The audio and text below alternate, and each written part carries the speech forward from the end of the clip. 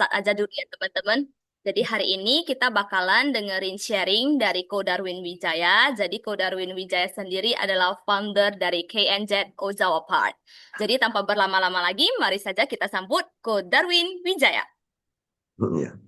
Malam sobat, ya saya manggilnya sobat ya, karena fans fanatiknya Kanjat saya panggilnya sobat.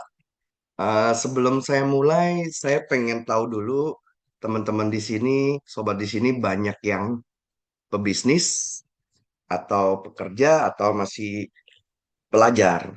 Boleh di komen di chatnya biar saya lebih tahu audiensnya larinya kemana.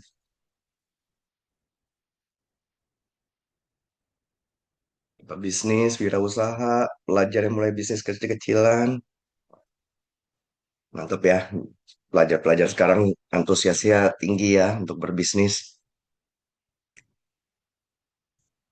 Oke, bisnis tanpa karyawan, oh, single factor. Oke, saya perkenalkan diri saya dulu ya. Saya Darwin, saya foundernya Kainjetpat. Apa itu Kainjetpat? Kainjetpat itu adalah suku cadang spare part motor. Sering kita disebutnya produk aftermarket. Eh, Kainjet ini impor ya dari Cina ya. Kainjet sendiri dimulainya 2017. Lalu kita mulai dapat market di waktu COVID ya. COVID mulai dan setelah COVID berhenti, market Kainjet sudah terbentuk. Saya sendiri tadinya tuh salesman dari lulus SMA. Saya S3 ya, by the way teman-teman. SD, SMP, SMA. Jadi saya nggak punya gelar sarjana. Jadi setelah lulus SMA saya kerja. Setelah kerja 2008 saya kerjanya tuh jadi sales spare part motor di salah satu perusahaan yang sekarang mungkin udah nggak terlalu eksis ya. Lalu 2008 saya mulai usaha saya sendiri. Saya masih sebagai mungkin waktu itu bisa disebut tangan ketiga ya dari prinsipal, distributor, lalu toko. Nah, saya ngambil dari langganannya toko itu bisa jadi atau toko itu sendiri tangan ketiga. Pelan-pelan bangun, bangun. Lalu saya jadi tangan kedua, lalu jadi tangan ke pertama, yaitu distributor. Cuma kita sebagai distributor, kita ini kejepit dari atas dan dari bawah. Dari atas, kita harus punya payment yang baik. Sedangkan dari bawah, kita dituntut payment yang panjang. Lalu, prinsipal itu tidak banyak menjaga distributornya. Jadi, terjadi perang harga yang luar biasa. Di Jakarta, kita nggak bisa berkembang. Karena Jakarta itu apa ya marketnya tuh mudah ya mudah mudah dijangkau ya sehingga perang harga itu sangat sangat kompetitif sekali. Mungkin profit kita tuh cuma waktu itu cuma 3% gitu ya. Produk 8.000 perak kita jualnya 8.100 mau nggak mau demi jaga nama baik supaya payment kita baik ke atas. Jadi berapa tahun 2008 sampai 2014, 6 tahun itu tidak ada perkembangan yang berarti. Kita cuma dari yang tadinya nggak bisa makan McD, ibaratnya, sekarang kita bisa makan McD. Kemampuannya cuma di situ, tapi kita nggak bisa beli ruko. Ruko yang dari harga saya mulai masih sekitar mungkin 5 kali 15 ya, ruko buat bisnis ya, buat dijadikan gudang, itu dari 350 juta naik sampai jadi 1,5 M, itu DP-nya aja 20% kita tidak mampu sisihkan dari profit. Jadi distributornya sangat kejepit. Sekitar 2014 saya ketemu satu investor teman, kebetulan saya hobi mancing.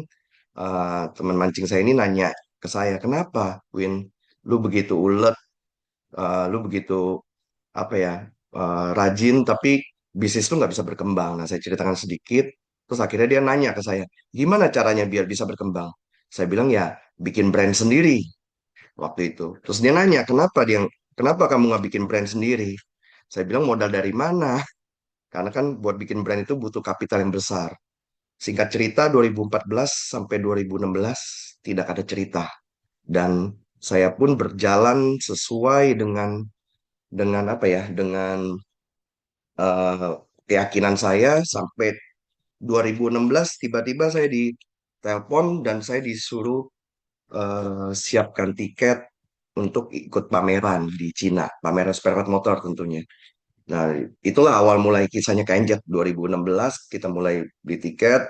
Di 2017 saya berangkat Cina. Lalu Lebaran pertama setelah Lebaran, produk KNJ pertama kali sampai. Dan di sana saya memulai. Dari awal saya memulai, saya sudah bilang dengan investor saya, one day eh, bisnis saya pribadi ya, yang tadi Gratia Motorindo yang sebagai distributor itu, one day pasti akan saya tutup. Dia nanya kenapa? Kenapa harus tutup kalau itu berjalan? Saya bilang, tidak ada nakoda yang bisa mengemudikan dua kapal sekaligus. Jadi dari sana akhirnya saya mulai fokus KNJ, kita mulai dapat dapat market ya pelan-pelan ya. Dan ini brand yang awal ini yang biru yang KNJ berani beda ini. Lalu ada second brand kita ada Ozawa, lalu ada KNJ Gold Series, lalu ada KNJ Racing. Ini brand atau produk mengikuti tren market yang ada ya, kebutuhan market yang ada. Dengan saya melihat, oh ada kebutuhan di sini, kita punya kapital, lalu ya saya gaskan sampai di sana. Perubahan dari sales menjadi founder itu transisinya saya rasakan lumayan lumayan menguras ya, menguras cara kita berpikir, cara kita bekerja, dan saya yakin bahwa setiap founder yang hebat dulunya itu salesman yang hebat juga gitu loh. Jadi ada empat empat hal yang saya mau sharingkan mindset. Oh ya, ini 2017 kita ngirim masih pakai motor. Jadi masih orderannya masih sedus. Kita nggak buka dus ya jualannya, kita jualannya per dus. Masih pakai motor, kirimnya masih sekitar Jabotabek aja. Ini awal mulai. Lalu ada empat hal yang saya mau sharingkan ke kalian mindset shift yang terjadi ketika saya dari seorang salesman harus menjadi seorang founder yang dimana saya harus mengambil keputusan-keputusan yang nggak mudah, yang nggak bisa saya pelajari dari mana gitu loh. Tapi akhirnya karena saya tekunin terus, ya adalah KNJ hari ini. Lalu saya bicara tentang value dulu ya.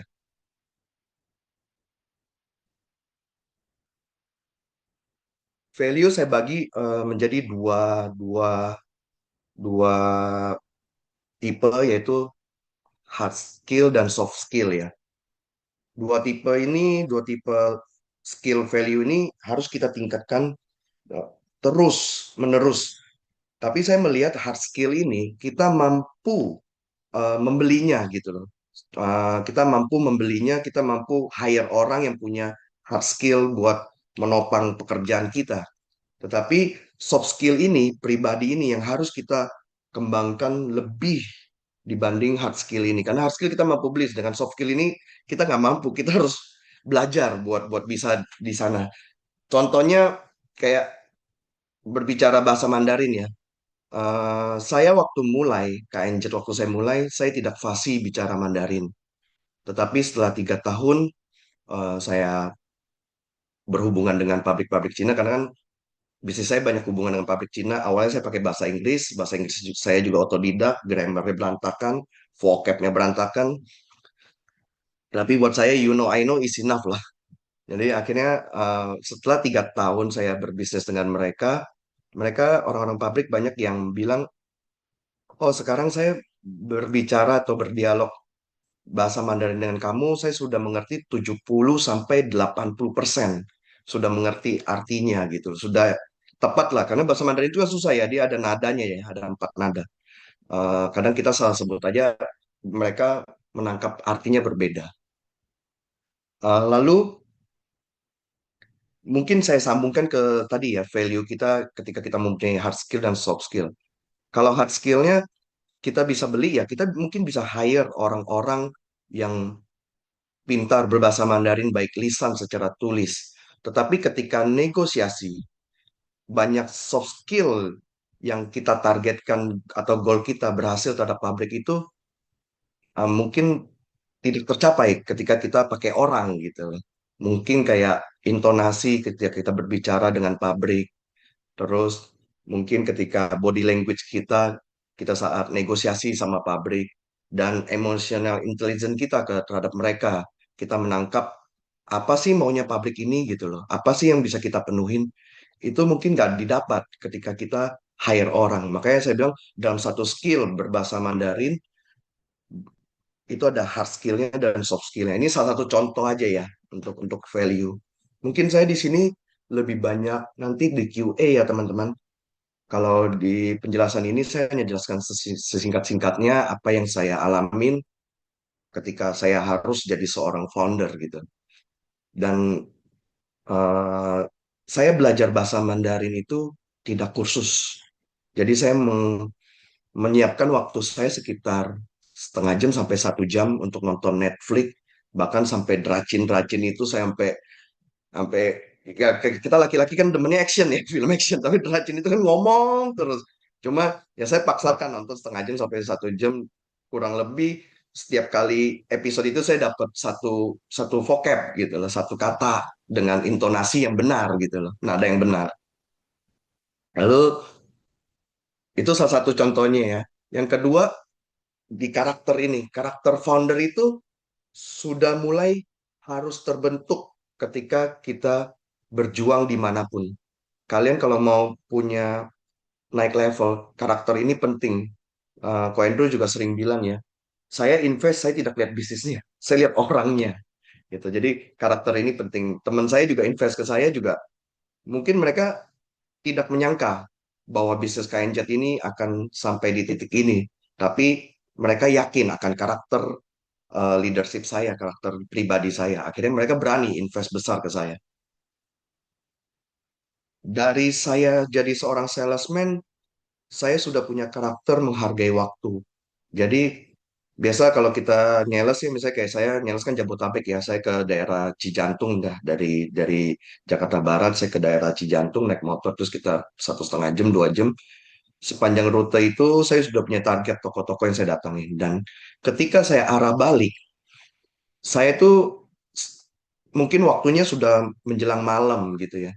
Dan saya tetap menempatkan diri saya, kalau toko itu masih buka dan toko itu masih memperbolehkan kunjungan dari saya tetap akan kunjungin. Bahkan cuma sebatas ngopi atau cuma main catur, tetap saya kunjungin. Jadi saya udah menghargai waktu. Dan karakter itu terbawa ketika saya membangun KNZ. Saya waktu bangun KNZ 2018 itu ketika saya buka market Sumatera, saya sebulan itu 16 kali terbang. Jadi saya seminggu 4 kali terbang. Saya tiap weekend pulang Sabtu Minggu karena buat keluarga. Banyakan sih Sabtu ya. Sabtu atau Minggu paginya saya pulang buat weekend dengan keluarga. Jadi udah kebiasaan. Akhirnya habit itu kebawa dari seorang salesman jadi ke founder. Sampai detik ini. Kalau boleh dibilang selain OB mungkin saya yang paling pagi nyampe kantor gitu. Jadi udah jadi kebiasaan. Terus yang ketiga attitude. Untuk jadi seorang salesman yang perform, kita harus bisa disenangin sama customer kita atau toko. Dan kadang orderan mereka apa penjualan kita bukan terpaut dengan harga aja. Ketika mereka senang dengan kita, pelayanan kita bagus, servis kita bagus, attitude kita diterima dengan baik, mereka akan tutup mata sebelah. Jadi harga bukan nomor satu. Kalau menurut saya ya, untuk beberapa kasus ya, harga itu bukan nomor satu. Jadi saya punya cerita lucu di toko itu. Saya punya kebiasaan orang toko jarang mengizinkan kita masuk ke toko. Mungkin di sini ada Pak Yusuf, salesman. Ini trik-trik ini dulu saya pakai. Jadi orang toko itu jarang kasih sales untuk masuk ke dalam tokonya karena takut, takut lah. Nah, saya di zaman saya waktu itu mungkin saya salah satu sales yang bisa duduk di meja kasir. Saya dipercaya sampai seperti itunya. Jadi kadang toko jam makan siang, Win lu jaga dulu ya. Tolong jaga meja kasir gue. Dia pulang makan atau dia pergi makan gitu loh. Sampai segitunya. Dan saya punya trik begini. Kadang mereka nggak izinin saya masuk. Kalau bengkel-bengkel atau toko-toko itu umumnya kamar mandinya WC ini dalam. Jadi saya pakai trik ini. Kok boleh numpang toilet nggak? Sembari saya cek rak dia.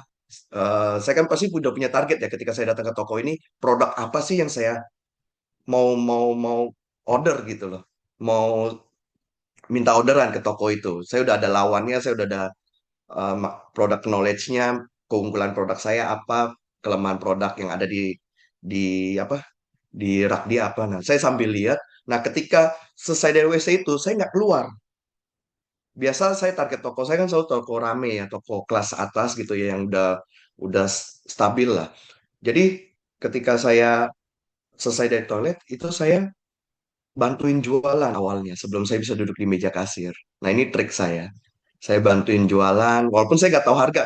Kadang saya bantu ambilin, walaupun saya nggak tahu produk. Karena kan saya spare part. Kadang orang beli oli, saya nggak tahu. Nah, itu lama-lama kebangun trust di sana, dan akhirnya hubungan terbangun.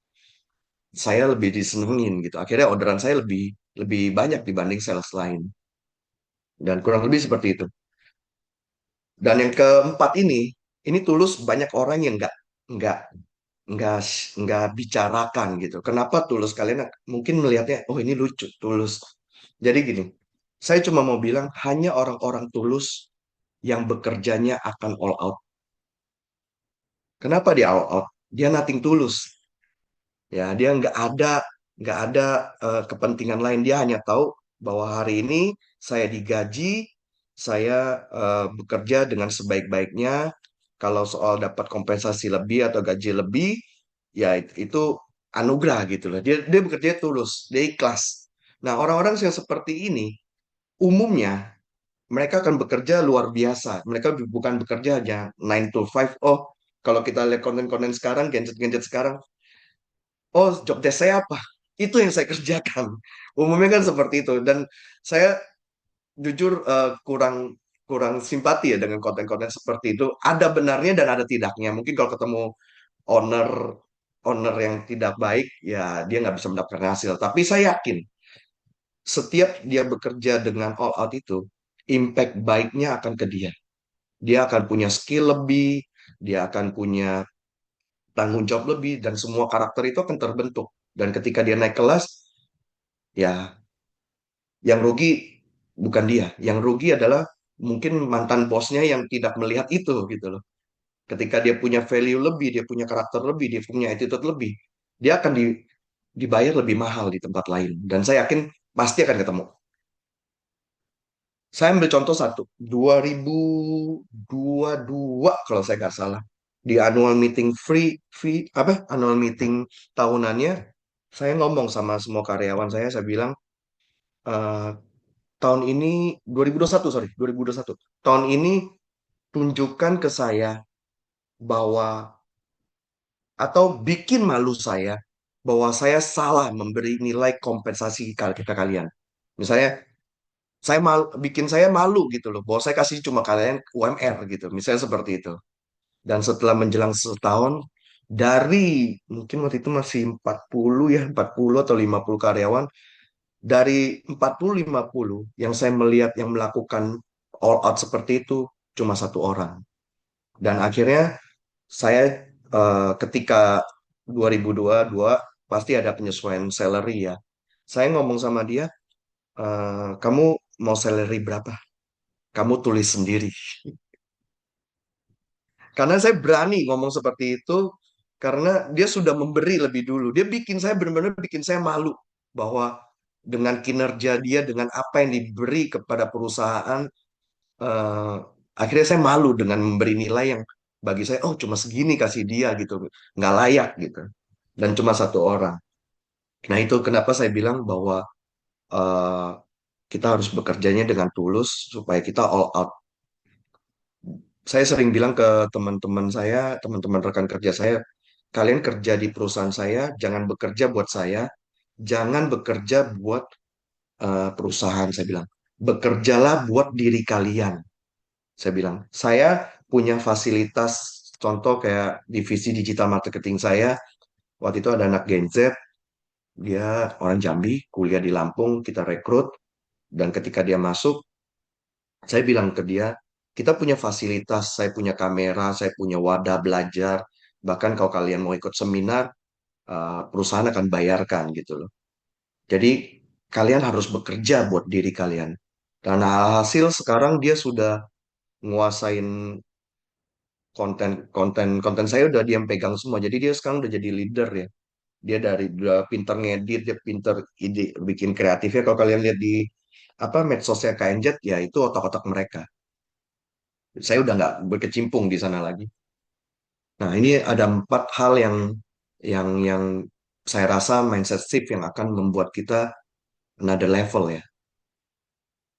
Dan ini saya masuk ke teknis perusahaan, cuma saya bahasnya tidak detail. Nanti kalian bisa di Q&A aja ya, karena kalau mau dibahas detail terlalu panjang, terlalu kompleks. Mesin di balik layar memahami rantai penggerak perusahaan agar bisnis ini bertumbuh berkelanjutan.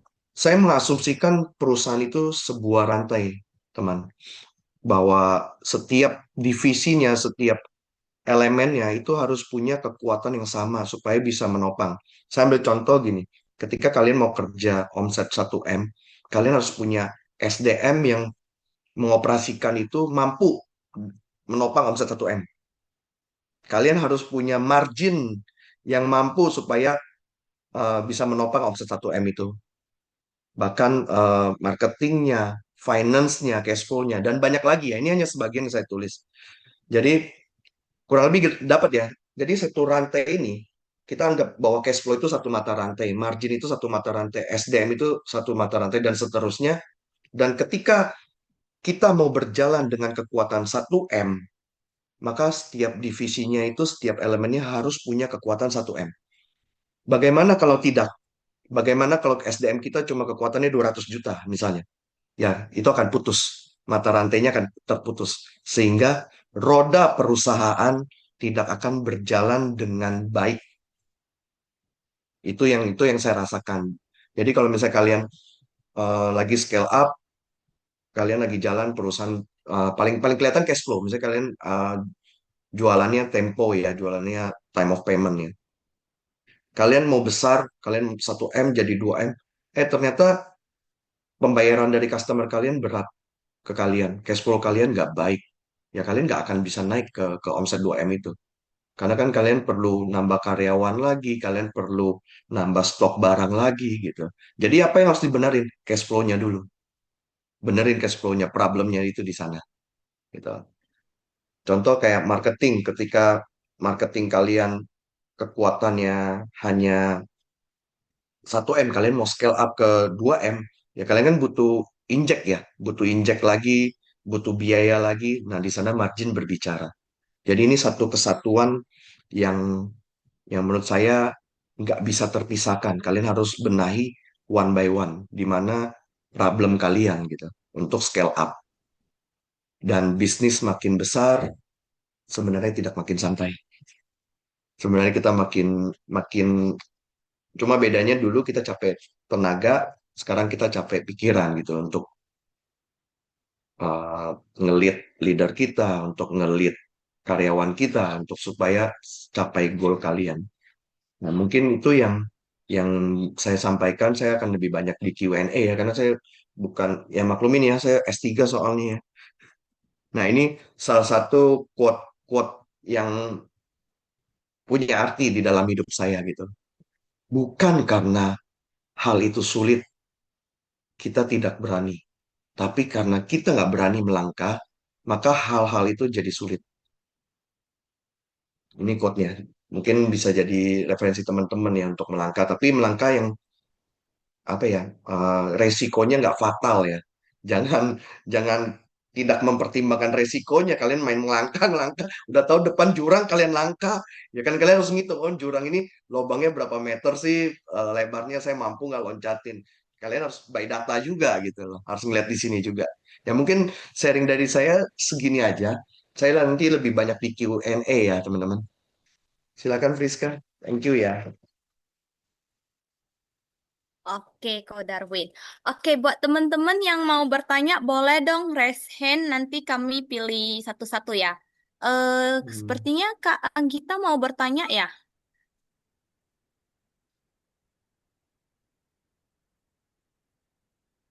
Kak Anggita ada di sini. Oke, berhubung Kak Anggita belum merespon, selanjutnya kita ke Kak Sakra dulu. Ya, Ya, Oke, boleh, oke. boleh sedikit di luar topik. Saya kalau bisa saya share berdasarkan pengalaman saya akan share. ah, ya kok Darwin, selamat malam. Malam, Saya Cakra. siapa ini? Ah, Cakra ya? ya, oke, sebentar saya video ya. Ya, Oh iya. Ya, ah, malam Pak Cakra. ya, saya mau kebetulan bisnis saya sama kok di bidang apa sih distributor part juga gitu. Oke. Tapi saya masih bersifat trading gitu kok. Ah, ah. Kayak gitu. Nah, di Motor, saya dapat mobil? saya lebih ke forklift sih kok. Oh, forklift, oke. Gitu. Hmm. Iya, gitu. Hmm. Nah, kebetulan saya dapat dapat deal apa ya? di- Dealer jadi dealer resmi gitu untuk salah satu brand part tersebut gitu dan saya mau mengembangkan bisnis nah saat ini nih saya masih B2B kok gitu. Ya, Saya saya masih juga B2B. supply, Heeh. Hmm. iya saya masih supply ke perusahaan-perusahaan ya biasa itu Hmm. bersifat perusahaan butuh butuh filter oil lah, butuh apa segala macamnya yang seperti itu gitu dan Hmm. bersifat B2B. Jadi saya masih ke perusahaan. Nah, ketika dapat kesempatan tersebut, nah itu dari prinsipal mengencourage untuk merambah ke B2C. Nah, itu ada tips dan triknya nggak kok? Kayaknya B2C terlalu terlalu banyak eh, terlalu apa ya? Ombaknya itu terlalu deras, mungkin ada online, ada sosial media kah, terus juga ada perlu buka toko kah atau apa gitu. Pilihannya tuh terlalu banyak gitu yang saya pelajarin gitu ya kok ya. Mungkin Hmm. ada ada petuah gitu kok. Thank you. Ya, oke. Jadi, Hmm, thank you Pak Cakra. ya. Bisnis saya ini juga masih B2B ya. Jadi, saya masih support distributor saya dan saya sudah megang komitmen dari awal bahwa KNZ ini tidak akan direct selling. Dari awal saya memulai, saya sudah memutuskan bahwa KNZ ini nggak akan direct selling. Sehingga untuk pengalaman Hmm, saya di B2C, saya kurang pengalaman. Tetapi saya melihat B2C itu lebih manis. hmm, hmm, Kalau prinsipalnya bisa jaga distributornya. Jadi nggak di step dari back ya, nggak di back step hmm, ya. Ah, hmm, hmm, hmm. jadi kita harus tahu dulu bahwa apa prinsipal kita ini adalah benar-benar prinsipal yang komitmen apa enggak. Kalau prinsipal ini nggak komitmen, berarti kita hanya buka link buat dia. Begitu Oke, brandnya dia jalan, mungkin hari ini saya nggak tahu brandnya, mungkin hari ini brandnya belum jalan. Tapi ketika nanti kalian masukin ke B2C, mereka akan lebih gampang ngebuka link-link distribusinya ya, link rantai distribusinya, kurang lebih begitu. Ini saya boleh tahu ini produk China, brand China? brand Toyota kok. Ah, Oh, brand Toyota. iya, jadi dia pelihara kayak apa sih banyak beberapa dealer gitu. Ah, Hmm. nah di Indonesia, nah itu kemarin sempat ngelisting dan masuk gitu. Nah harga kita lebih spesial gitu. Nah apakah Hmm. orang-orang sih yang saya lihat itu pada langsung buka toko dari yang dealer-dealer resmi lainnya gitu, buka toko dan Hmm. buka Tokopedia kayak gitu tuh. Cuma Hmm. ya itu terlalu terlalu terlalu terlalu banyak gitu pilihannya gitu. Jadi saya nggak belum saya jalanin tuh untuk fokusnya. Tapi dari harga dari support sih udah luar biasa gitu kok. Tapi Gitu. saya percaya, sorry ya, mungkin ini Hmm, apa ya, dari pengalaman saya mungkin agak hmm, menyakitkan kenyataan seperti ini. hmm, hmm, Ketika hmm, Pak Cakra bilang saya dapat harga spesial, saya percaya hmm, bahwa integritas seseorang ketika bisa memberi ke Pak Cakra seperti itu, dia juga bisa memberi ke yang lain seperti itu juga, Pak. Mm-mm. Tergantung need-nya si prinsipal itu terpenuhi apa enggak. Karena bisnis ini antara prinsipal dengan distributor, kalau saya lihat hanya pertemuan need antara Mm. need-nya si distributor ketemu dengan need-nya prinsipal.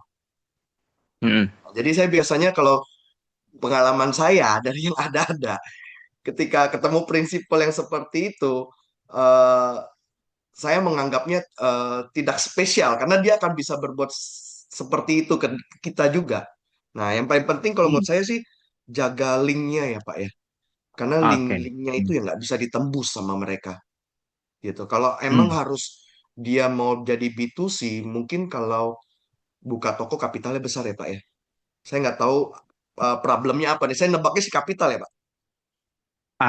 Mungkin pertanyaannya kenapa mungkin Ko Darwin kenapa nggak membuka toko sendiri gitu yang menjual barang-barang KNZ mungkin sama kali Oh, gitu. kayak gitu. Kalau saya nggak bisa, karena saya sudah jelaskan, saya sudah megang komitmen karena saya lahir dari seorang distributor yang kegencet atas dari bawah.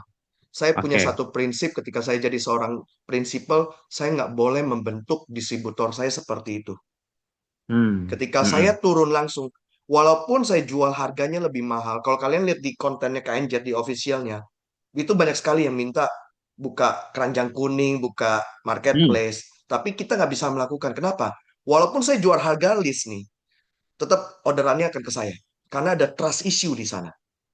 Hmm. Orang lebih percaya ke official. Misalnya kadang kita belanja di marketplace ya, kita nyari Ya. itu official rata-rata. Walaupun Hmm. harganya dia lebih mahal 20.000, 30.000, 10-20%, kadang kita punya trust di sana dengan official. Nah, saya nggak bisa break apa yang saya sudah bangun karena itu dia tadi yang saya bilang attitude, Hmm. karakter dan value. Dari awal saya ngejual KNZ itu bukan yang saya jual itu bukan produknya. Yang saya jual itu adalah Darwinnya. Yang saya jual Hmm. itu sistemnya yang saya bangun gitu. Nah, jadi saya punya kepikiran gini.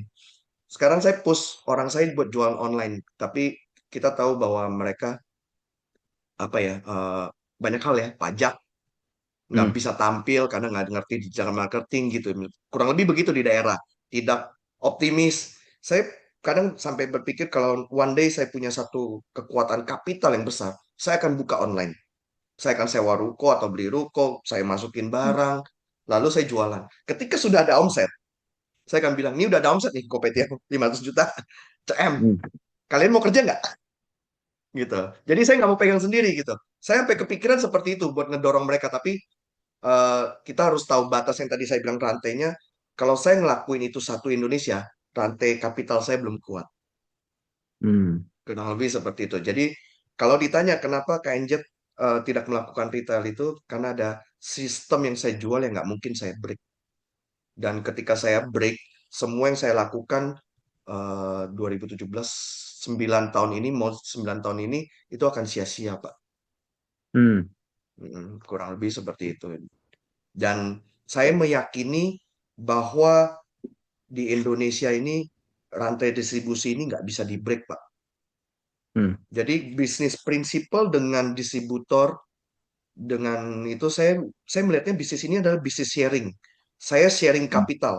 Bayangin Hmm. kalau stok distributor saya, semua saya yang mesti stok. Berapa kapital yang saya butuhkan? Hmm. Itu satu. Kita sharing cost. Bayangkan distributor saya ada yang punya salesnya 15, ada yang punya salesman-nya 5, ada yang salesman-nya 10 gitu. Bayangkan Hmm. cost mereka untuk mereka keluar kota nyari orderan dari toko ke toko. Itu kalau dipusatkan, cost-nya berapa besar? Dan Hmm. yang kedua, yang ketiga adalah bayangkan risk-nya. Risk di bawah kan mereka jual ke toko-toko, toko juga Hmm. time of payment ya Pak Cakra ya. Jadi Iya, setiap tahun betul. itu distributor saya selalu ngomong, saya ini banyak ngerobek bond invoice yang udah nggak bisa ketagih gitu loh. Bayangkan kalau risk satu Indonesia ini itu hanya dilimpahkan ke saya. Hmm. Begitu besar bebannya. Karena kita nggak mampu controlling. Anggap kalau satu distributor saya punya 5 sales saja. Saya harus kontrol minimal 200-300 salesman, Pak. Dan menurut saya hari ini belum ada prinsipal yang mampu. Bahkan Hmm. sekelas Astra aja dia pakai main Hmm. dealer, Pak. Di setiap Hmm. daerah itu ada main dealer. Kenapa? Karena semua itu harus didetailkan, dikecilkan komposisinya. Nah, mungkin seperti itu Pak jawaban saya. Kenapa KNZ? Karena saya nggak bisa nge-break sistem yang sudah saya buat. Iya. Mm-mm. Lagian mungkin secara cash flow juga membantu kali ya, kok ya.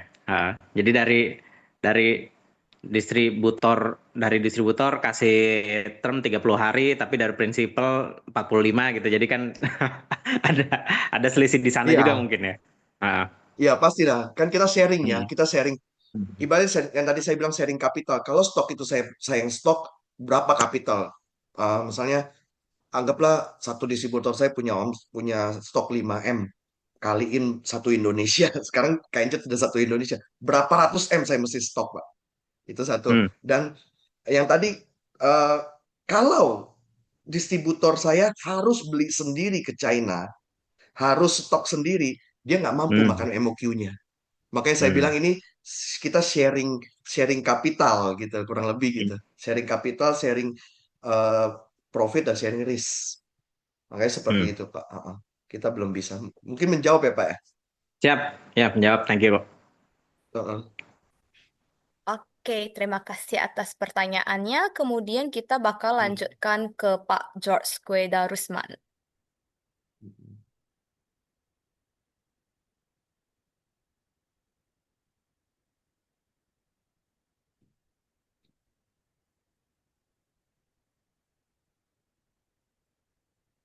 Mungkin saya jawab ini ya, kalau dia belum ya. Belum ya, Oh, Pak. Siapa, Pak Jos?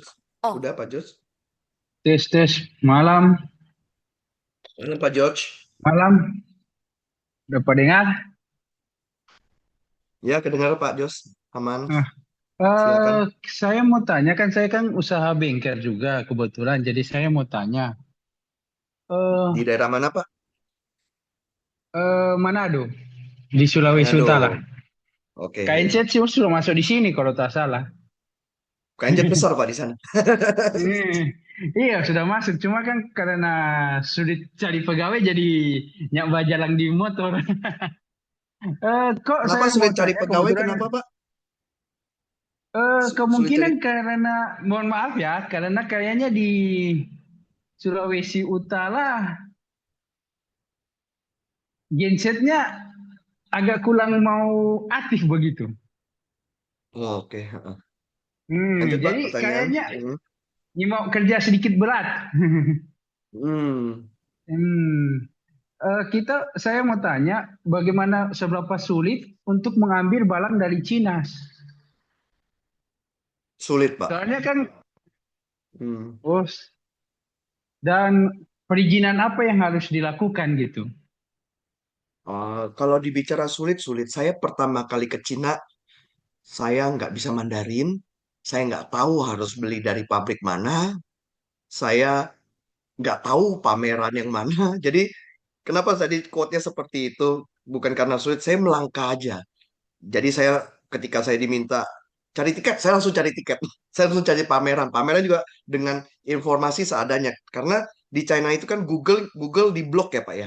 Jadi informasi China itu sangat minim sekali nyampe ke kita. Karena kan kita pemakai Google Pak ya informasi. Iya, Jadi iya, saya iya. jalan ke sana.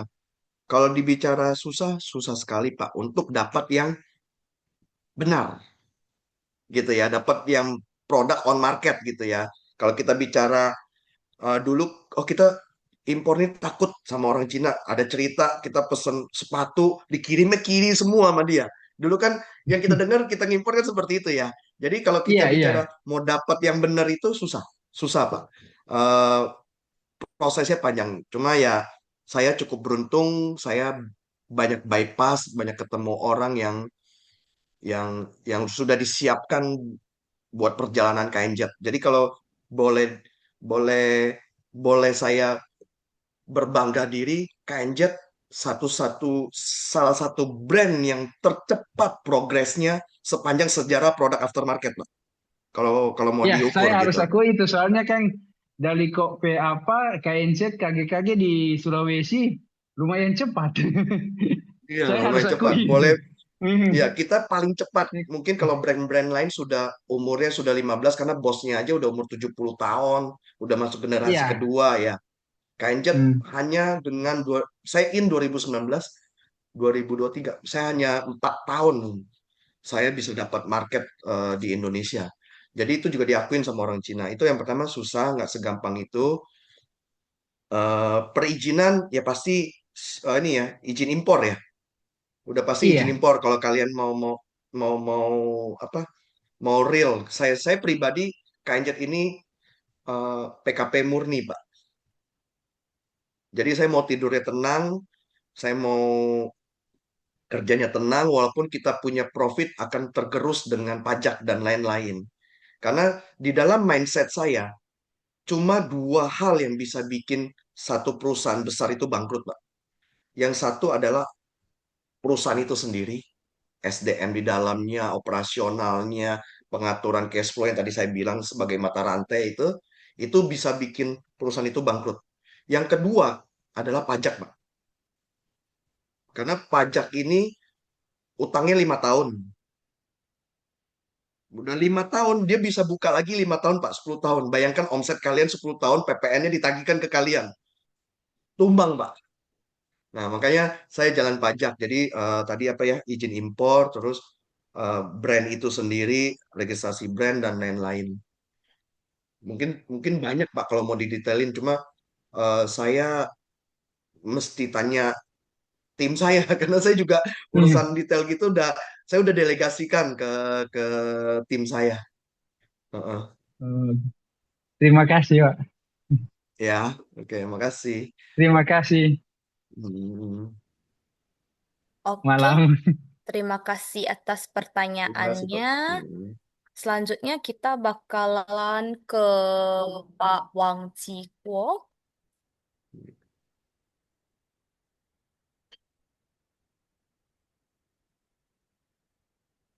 Halo, selamat malam.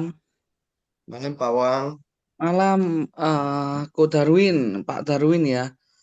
Hmm, panggil Saya mau Darwin aja nanya, lah seumur kita. ya, gini kok, saya mau tanya. Sebelumnya mohon maaf banget, saya tadi telat masuk, padahal dari pagi sudah saya cantumin nih, sudah saya pin nih. Cuma ada satu dua hal yang bikin kelewat. Heeh. Saya tertarik banget karena posisi saya sama kok, saya sales.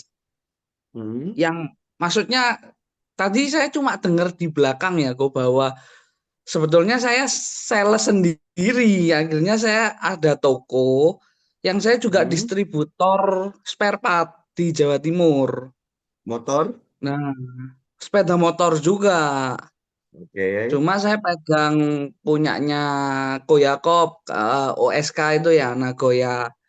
Nah, memang saya beberapa kali di Jakarta cari cari partner yang secara tidak langsung itu saya sangat suka ya Go ya dengan yang Hmm. Koko Hmm. sampaikan dari tadi. Hmm. Hmm. Saya merasa juga kenapa kok orang-orang ini setengah kanibal ya. Akhirnya dari B dia langsung turun ke C, dari importir atau produsen dia langsung turun ke customer. Seharusnya kan ya orang ada yang bilang itu persaingan pasar sempurna tapi kan ya nggak sesuai prinsip ya kok. Yang mau saya Hmm. tanyakan kok nggak tahu ini sudah dibahas atau enggak, mohon maaf banget Iya. tadi. Heeh. Saya ingin tahu satu titik terjeblosnya Ko Darwin, satu titik antara terjeblos atau tergagal atau tersakit yang itu entah membangkitkan semangat atau mengubah mindsetnya Ko Darwin. Tadi udah dibahas apa belum? Saya belum tahu. Begitu Return kok. pointnya ya. Return pointnya Mm, apa ya? betul kok. Apa hubungannya Kowang dengan Mazmur atau Uang motor? Saya AJM Rungkut kok, Aneka Jaya Motor. Oh, AJM oke. itu sangat banyak, jadi saya tambahin Heeh. rumput di belakangnya. Saya distributor baru, Heeh. baru 3 tahun saya. Yang lama Heeh. papa mama saya ada sekitar 17 Oke. tahun mungkin gitu. Hmm. Hmm. Saya kira ada hubungan dengan Mazmur karena setahu saya megang produk itu Mazmur. Mazmur ya. Saya Iya. kompetitor. Sebenarnya bukan kompetitor. Saya mau share sedikit. Kalian Boleh. sesama brand, jangan punya mindset bahwa kalian makan porsinya merek itu. Misalnya antara distributor KNZ dengan distributor KNZ. Jangan punya mindset, oh saya saling makan rotinya KNZ. Enggak. Market itu begitu besar. Saya pernah research, motor di Indonesia ada 139 juta motor. Bayangkan kalau setiap motor itu average, tiap bulan beli produk KNZ 10.000 aja, itu sudah 1,3 T omset per bulan ya Pak. Bayangkan, kita cuma dapat berapa puluh M sebulannya, masih ada 1,3, 1,2 T sekian sebenarnya marketnya gitu. Marketnya masih begitu besar, cuma ini kan terpecah ya, kepecah ke merek lain dan lain-lain. Sebenarnya marketnya masih besar kali itu satu. Saya banyak nge-break mindset distributor saya, ada yang berhasil, ada yang enggak. Jadi mereka berebut market itu. Nah, kalau bilang titik poinnya tersakiti, saya mau bercanda sedikit, saya mau bikin semua mantan saya menyesal. Itu just kidding, just kidding, just kidding. Jadi motivasi lah ya. Mungkin kalau kita bicara apa sih motivasinya saya bekerja begitu keras gitu, mau mesti 16 flight sebulan gitu, kurang lebih gitu ya Pak Wang ya. Jadi saya gini, saya mama saya single parent dari umur 14. Saya dari umur 14 sudah cari duit dari main game, main Nexia, main Ragnarok, jualin ke duit asli gitu loh. Jadi saya udah dari umur 15 lah mulai, saya sudah jadi tulang punggung keluarga, Pak. Heeh. Jadi saya udah jadi tulang punggung keluarga. Satu-satunya yang S3 di dalam keluarga saya itu cuma saya. SD, SMP, SMA. Padahal waktu itu di sini ada Pak Yudi juga. Saya juga dapat beasiswa di Bunda Mulia. Cuma saya nggak bisa kuliah karena adik saya masuk SMA.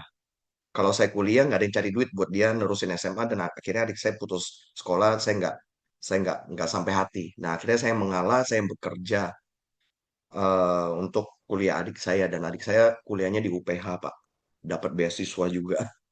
Kakak saya juga S1 juga. Jadi cuma di keluarga cuma saya yang S3.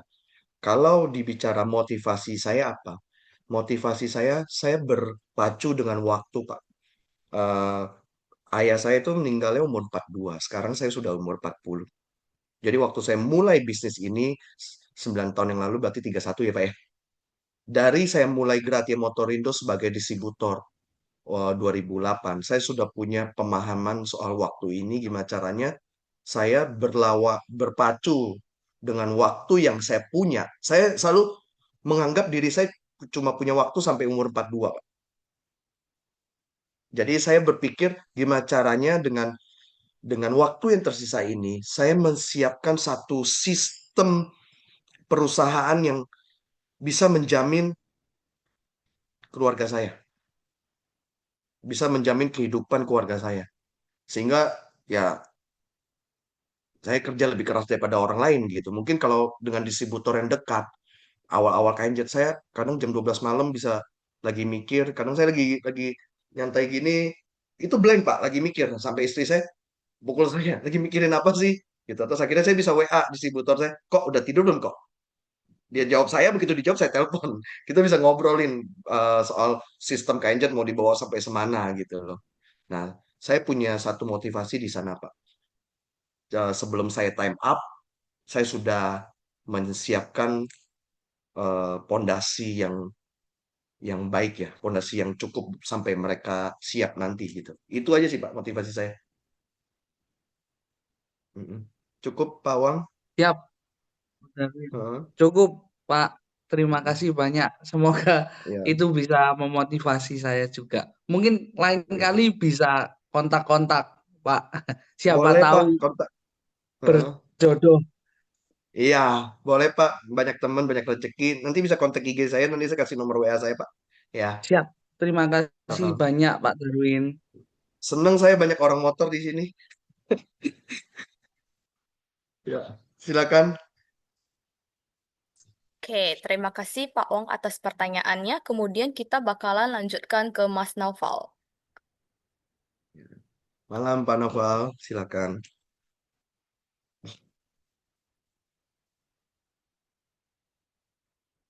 Halo, kedengeran kok?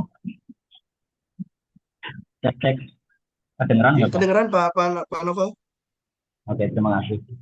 Perkenalkan saya Noval dari Cilacap. Ini kebetulan saya bergerak di bisnis F&B ya, Bos. Dan ini FNB. dari rantai roda perusahaan tadi saya akhirnya muncul pertanyaan sebenarnya dari pebisnis kecil kayak kita ini yang harus kita lakukan pertama kali itu gimana, kok? Dari Pertama kan kita kali juga FNB.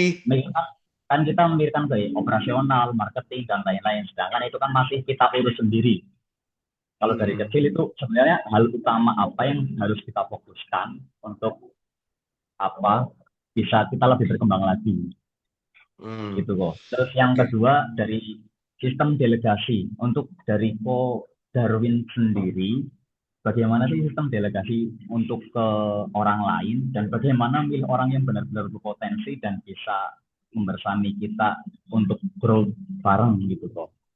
Oke. Terima kasih kok. Ya, ya. Berarti step bisnis supaya berkembang ya. Mau itu bisnis besar maupun itu bisnis kecil, saya rasa stepnya itu sama ya. Yang pertama pasti harus punya profit Pak kerja. Saya rasa Bapak udah punya profit, itu sudah bukan jadi problem. Yang kedua adalah eh, harus punya cash flow yang baik. Saya rasa F&B juga sudah bukan problemnya di sini ya, karena dibayarnya kan cash ya Pak ya. Otomatis cash Ya, flow-nya baik. Nah, saya masuk ke hal-hal yang saya lihat kegagalan orang. Kenapa banyak orang ini gagal? Jadi ketika mereka punya sedikit, mereka berhasil sedikit, gaya hidup mereka sudah berubah, Pak. Mereka pengen dipandang lebih dengan dia mereka beli Fortuner atau beli eh, ruko, beli gudang untuk nunjukin ke lawan-lawan dia atau ke kolega dia bahwa dia berhasil gitu. Sebenarnya itu nggak perlu. Kalau bicara bercandanya, makin kelihatan kalian berhasil, makin banyak yang datang minjem duit sama kalian. Itu kidding ya, itu kidding ya. Jadi jangan terlalu kelihatan lah. Kalau saya bilang jangan tunjukkan. Kalau kita belum mampu. Nah, jadi di sini manajemen kalian sudah punya profit, kalian sudah punya uh, cash flow, manajemennya. Gimana cara kita manage profit kita? KNZ sampai 2023 mungkin 22 berarti dari 5 tahun pertama itu profit tidak saya tarik. Saya tidak tarik profit sama sekali. Benar-benar profitnya itu saya injek lagi ke produk karena saya butuh penambahan produk buat menjaga market saya sehingga KNJ ada sampai hari ini. Kalau waktu itu saya mindsetnya adalah saya mau hidup nyaman, saya mau hidup glamor, ya saya jaga di angka begitu aja. Dan ketika saya jaga di angka gitu, kekuatan kita gampang digempur, Pak, sama yang lain, Pak. Sama kompetitor kita. Nah, itu manajemen manajemen keuangannya aja, Pak. Dibenerin dulu supaya itu bisa diinvest lagi. Karena saya punya punya prinsip banyak orang yang jago cari duit, Pak. Tapi sedikit sekali yang mampu menyimpan dia, yang mampu menjaga, yang mampu simpan duit itu sedikit sekali, gitu. Nah, orang-orang yang berhasil ngambil kesempatan ya orang-orang yang mampu simpan karena ketika kesempatan itu datang misalnya kayak F&B punya tren baru ya kayak geprek waktu itu belum ngetren kita kalau udah punya modal kita punya saving kita mampu buka duluan itu kan bisnis FOMO ya Pak bentar terus hilang kan gitu ya nah kita tapi udah ambil momentumnya kita berhasil karena kita punya punya kapital itu Pak itu satu mungkin manajemen finance yang paling penting yang saya lihat sih ya sama kalau orang bilang underestimate itu tidak baik, kalau menurut saya overestimate itu lebih tidak baik. Ketika kalian menganggap kemampuan market prediksi kalian lebih dan ternyata tidak tercapai, itu bahaya sekali, Pak. Overestimate itu. Jadi kayak contoh saya kasih tahu, pabrik itu COVID itu terima PO banyak sekali, Pak, dari satu seluruh dunia. Kenapa? Karena kekurangan bahan baku dan lain-lain waktu COVID ya, Pak ya. Akhirnya mereka overestimate, Pak. Mereka injek mesin, bangun bangun apa? Bangun pabrik lagi, bersalin pabrik lagi. Setelah COVID selesai, ternyata quantity PO saat COVID itu quantity maya, Pak. Quantity yang tidak tidak sebenarnya gitu loh. Nah, tetapi dia udah over over confident, dia udah overestimate, dia udah costnya udah menaik. Nah, itu jadi step by step aja, Pak. Jangan terlalu over estimate gitu, kurang lebih gitu. Analisanya mesti tajam. Yang kedua, delegasi. Saya coba jawab yang delegasi. Saya selalu bilang sama tim saya, bahkan leader-leader line link apa line pertama saya sering ngomong ke mereka, kasih mereka kesempatan untuk berbuat salah. Jadi ketika saya mendelegasikan eh, job desk atau yang saya pegang. Saya sekarang megang cuma di pembelian, Pak. Itu pun kalau saya tinggalkan 70-80% sudah pasti terpenuhi. Cuma saya masih belum rela aja kehilangan revenue 20-30% ya, Pak. Jadi saya masih handle sekali sendiri gitu loh. Jadi divisi yang lain saya udah nggak pegang. Nah, saya selalu bilang ke leader saya, kasih kesempatan dia buat salah. Ketika dia buat salah, dia akan cari gimana cara benernya seperti apa. Tapi hati-hati, fatal enggak. Jangan kasih kesempatan dia berbuat salah yang fatal, yang bisa bikin perusahaan goyang atau apa gitu loh. Nah, itu saya selalu delegasin seperti itu. Dari dia buat salah, kadang saya udah tahu nih, misalnya kayak leader-leader saya datang, mereka konsultasi, Pak, saya mau minta pendapat gini, gini, gini. Kadang saya tanya balik. Saya tanya balik, kamu ambil ambil decision-nya seperti apa? Saya ambil decision-nya mungkin seperti ini. Oh ya udah, pikirkan lagi, terus balik report decision yang sudah kamu uh, putuskan, bukan yang mau dikonsultasikan. Jadi udah putuskan. Nah, ketika dia sudah kembali ke saya, dia bilang, saya putuskan ngambil ini. Ya udah, lakukan. Saya tahu bahwa ketika dia melakukan, saya akan dapat impact kurang baiknya. Tetapi saya kasih dia kesempatan untuk berbuat salah. Tapi kesalahan yang nggak punya fatal ya. Misalnya, eh, contoh kayak minjemin duit ke karyawan lah, misalnya gitu ya. Minjemin duit ke karyawan. Saya udah tahu bahwa ini penyakit. Nanti terjadi lagi bulan depan, terjadi lagi. Gitu. Nah, saya biarkan dia menilai sendiri. Dan akhirnya dengan kesalahan itu dia belajar. Besok-besok ada orang yang punya karakter yang sama, dia udah tahu dia mesti ambil decision-nya apa, Pak. Nah, itu saya delegasikan seperti itu. Pelan-pelan ke mereka. Dan percaya nggak percaya, kita sebagai eh, leader ya, kita bisa lihat mana karyawan kita yang benar-benar kompeten, mana yang hanya tepok pantat, paham ya tepok pantat ya, cari muka gitu ya, mana yang benar-benar bisa kerja, mana yang enggak. Mm-mm. Kelihatan kok. Jadi dari dia bisa kerja, dia tahu, dia ngerti, kita kasih dia kesempatan buat salah. Mungkin itu dari saya, Pak Novel. Cukup menjawab. Cukup, Kok. Terima kasih. Cukup, terima kasih, Kok. Hmm? Ya, terima kasih, Kok, atas jawabannya. Oke, sukses ya buat FNB-nya ya.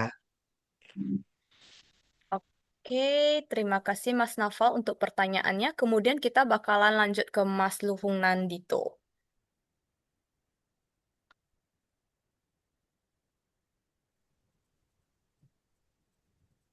Malam Pak Luhung. Selamat malam, Ko.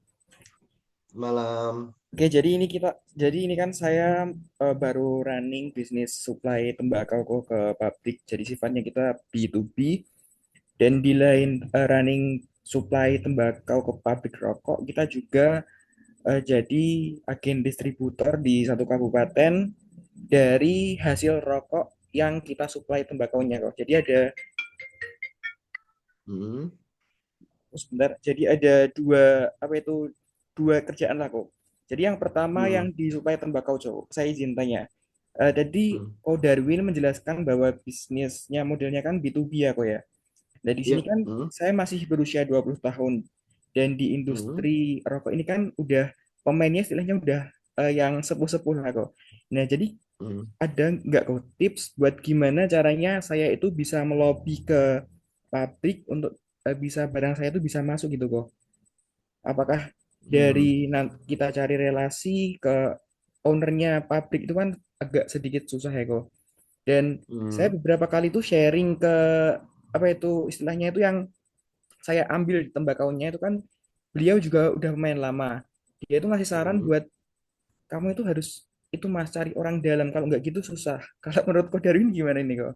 Sedangkan kalau cari orang dalam dengan Hmm. kapasitas saya yang masih umur 20 dengan untuk bertemu beliau-beliau yang udah sepuh-sepuh mungkin sedikit agak challenging ya kok ya.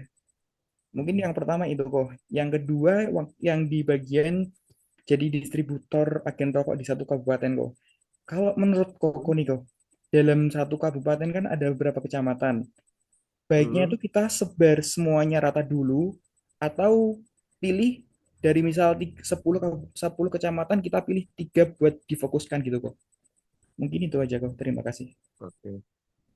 Ya, yang pertama adalah pertanyaannya gimana cara kita approach decision maker atau orang purchasingnya lah di pabrik-pabrik tembakau ya, pabrik rokok ya mungkin ya. Saya sih tidak pernah mau menyarankan dengan cara tanda kutip. Kenapa? Karena dengan cara tanda kutip itu udah pasti cost lebih besar, Pak. Bapak mesti ngasih fee, udah pasti. Yang kedua adalah sifatnya sementara, Pak. Ketika ada orang yang nawarin fee lebih besar atau punya kapital lebih besar, kita akan ketendang gitu. Jadi nggak sustain ya. Saya juga bukan pemain di bisnis ini, jadi saya nggak terlalu paham apakah fee itu absolut gitu loh. Cuma saya yakin ketika kita punya pengetahuan produk knowledge yang lebih unggul, kita akan lebih mampu memenangkan peperangannya, Pak. Baik produk knowledge. Bapak yakin dengan daun tembakau Bapak, apakah lebih baik daripada supply dia? Gitu loh. Supply dari orang lain yang pesaing Bapak. Terus keunggulan tembakau Bapak apa? Kelemahan tembakau yang mereka dapat apa? Nah, dari sana mungkin kita pelan-pelan belusukan. Kalaupun nanti dapat, ya kita akan dapat satu customer yang lebih sustain ya. Emang nggak gampang sih untuk kerja pabrik. Kalau di spare part motor ini sudah jelas. Jadi kayak pemainnya itu udah jelas. Kita ke Manado tadi ya, misalnya kita ke tadi Surabaya. Saya udah tahu pemain-pemain besar itu siapa di sana gitu loh. Kita udah kebaca, bahkan kita naik tukang taksi aja tahu gitu loh. Nah, jadi kalau kamu kan saya nggak tahu. Kecuali kamu punya budget fee yang bisa kamu buang. Istilahnya bisa dapat hari ini ya kita dapat hari ini, nggak bisa dapat ya sudah gitu loh. Kalau budgeting fee-nya nggak dapat ya nggak mungkin kita kerja rugi kan ya Pak. Kurang lebih gitu. Kalau untuk nyari orangnya, saya punya mindset kenapa nggak bikin orang yang cari Bapak dengan personal branding gitu loh. Bahwa saya ini adalah pemain tembakau, saya banyak supply ini, mulai nge-branding Pak. Karena mungkin banyak market di luar sana yang Bapak nggak tahu. Sebenarnya mereka lagi cari tembakau. Mungkin tadi di daerah mana ya Pak ya? Cilacap ya Pak ya? Daerah Boyolali, Eh, Kabupaten Boyolali di Jawa Jawa Tengah ya? Tengah. Iya, Jawa Tengah. Boyolali, Jawa Tengah. Ya. Mungkin ada pabrik rokok di daerah Sumatera yang dia beli tembakau di sana kualitasnya nggak baik atau harganya mahal karena curah hujannya tinggi atau apapun itulah saya nggak paham ya. Dia masih bisa beli ke Bapak. Tapi karena dia nggak tahu, nggak kenal Bapak, dia nggak mungkin cari Bapak. Gitu. Jadi mindsetnya mungkin dirubah Pak. Kita bikin orang yang cari kita dengan kita branding gitu loh. Kita branding bahwa oh saya penjual tembakau saya kualitasnya nih, oh ini grade-nya ini gitu dengan kita branding, kita ngonten. Karena kekuatan konten itu zaman sekarang ya udah harus mulai lah kalau saya rasa ya Siap, gitu. siap. Jadi mungkin kalau tips dari saya eh, untuk nemuin orang-orang itu dibalik Pak, jangan kita yang cari mereka, bikin mereka yang cari kita. Mungkin masih luas sekali market di luar sana yang kita nggak tahu. Jadi buka buka kacamata kita, buka apa ya cara kita memandangnya. Mungkin ya saya nggak tahu ya. Mungkin di kalau Boyolali nyebrang ke Kalimantan masih bisa, mungkin ada yang ke Makassar masih bisa, mungkin gitu. Mungkin di sana juga ada pabrik rokok tradisional gitu, yang kebutuhannya butuh apa tembakau bapak dan mungkin profit bapak lebih tebal dibanding bapak masuk ke pabrik yang udah orang-orang rame-rame masukin lah ya pemain lama mungkin itu. Kalau yang kedua kalau kita dari 10 kecamatan dengan 3 kecamatan, eh, lihat kekuatan rantai perusahaan Bapak. Bapak mampu nggak kerja 10 kecamatan? Kalau Bapak kerja 10 kecamatan ternyata cash flow-nya gagal, karena kan mungkin butuh time payment ya mungkin ya Pak ya. Ya, cash Iya, flow-nya gagal atau eh, cost-nya, karena kan ke 10 kecamatan butuh cost ya Pak ke sana ya Pak ya. iya Nah, betul. kita lihat saya sendiri waktu saya sebagai distributor di Jakarta, sebenarnya produk saya yang saya jalankan itu saya bisa ke Jawa Barat, saya bisa ke Cilegon. Cuma waktu itu saya tidak punya kapasitas atau waktu atau uang lebih buat buat kos ke Cilegon, kos ke Banten gitu. Sehingga saya cuma bisa kerja di daerah Jakarta aja. Kurang lebih begitu, Pak. Jadi lihat kekuatan perusahaan Bapak, apakah Bapak mampu controlling kapital yang mampu. Kalau mampu, makin lebar sayapnya makin baik, Pak. Resikonya ke ke ke seperet ya, kepisah gitu. Misalnya kayak 1 M ke satu toko, kalau 1 M ke satu kecamatan, kita bisa spread jadi 10 kecamatan, satu kecamatan cuma 100 juta. Kan gitu. Ketika ada resiko kita cuma 100 juta. Mungkin seperti itu, Pak. Kalau jawaban saya, lihat kapasitas perusahaan kita, Pak. Mm-mm. Oke kok. Siap Cukup, kok, Pak. terima kasih kok arahannya kok. Mm-mm. Sangat Ya, membantu. thank you. Mari Mm-mm. kok.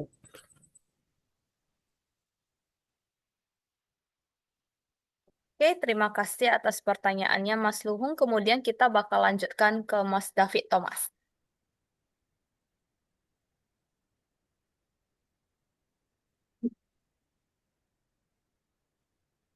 Malam, Pak Halo, David. malam. Halo, Darwin dan teman-teman. Sorry, ini saya sambil nge-gym. Jadi kalau suara saya kurang jelas, tolong saya diinfo ya. Kalau Darwin, saya ada beberapa pertanyaan, tapi mungkin ini yang lebih penting ya. Karena saya dengar tadi Kordal Darwin ini mulai dari bekerja. Maksudnya Halo, artinya kan saya nggak mulai kedengeran, dari, sorry. oh Sorry. sorry. Ya, dipelanin dikit. Saya udah. Oh oke, sekarang sudah oke? Oke, oke. Oke, nah, tadi saya dengar Ko Darwin sharing bahwa Ko Darwin ini mulainya dari sales ya, betul ya, distributor betul nggak Iya, ya? Oke, salesman nah, ya. nah itu kan dimulai dari basic sekali ya, Po.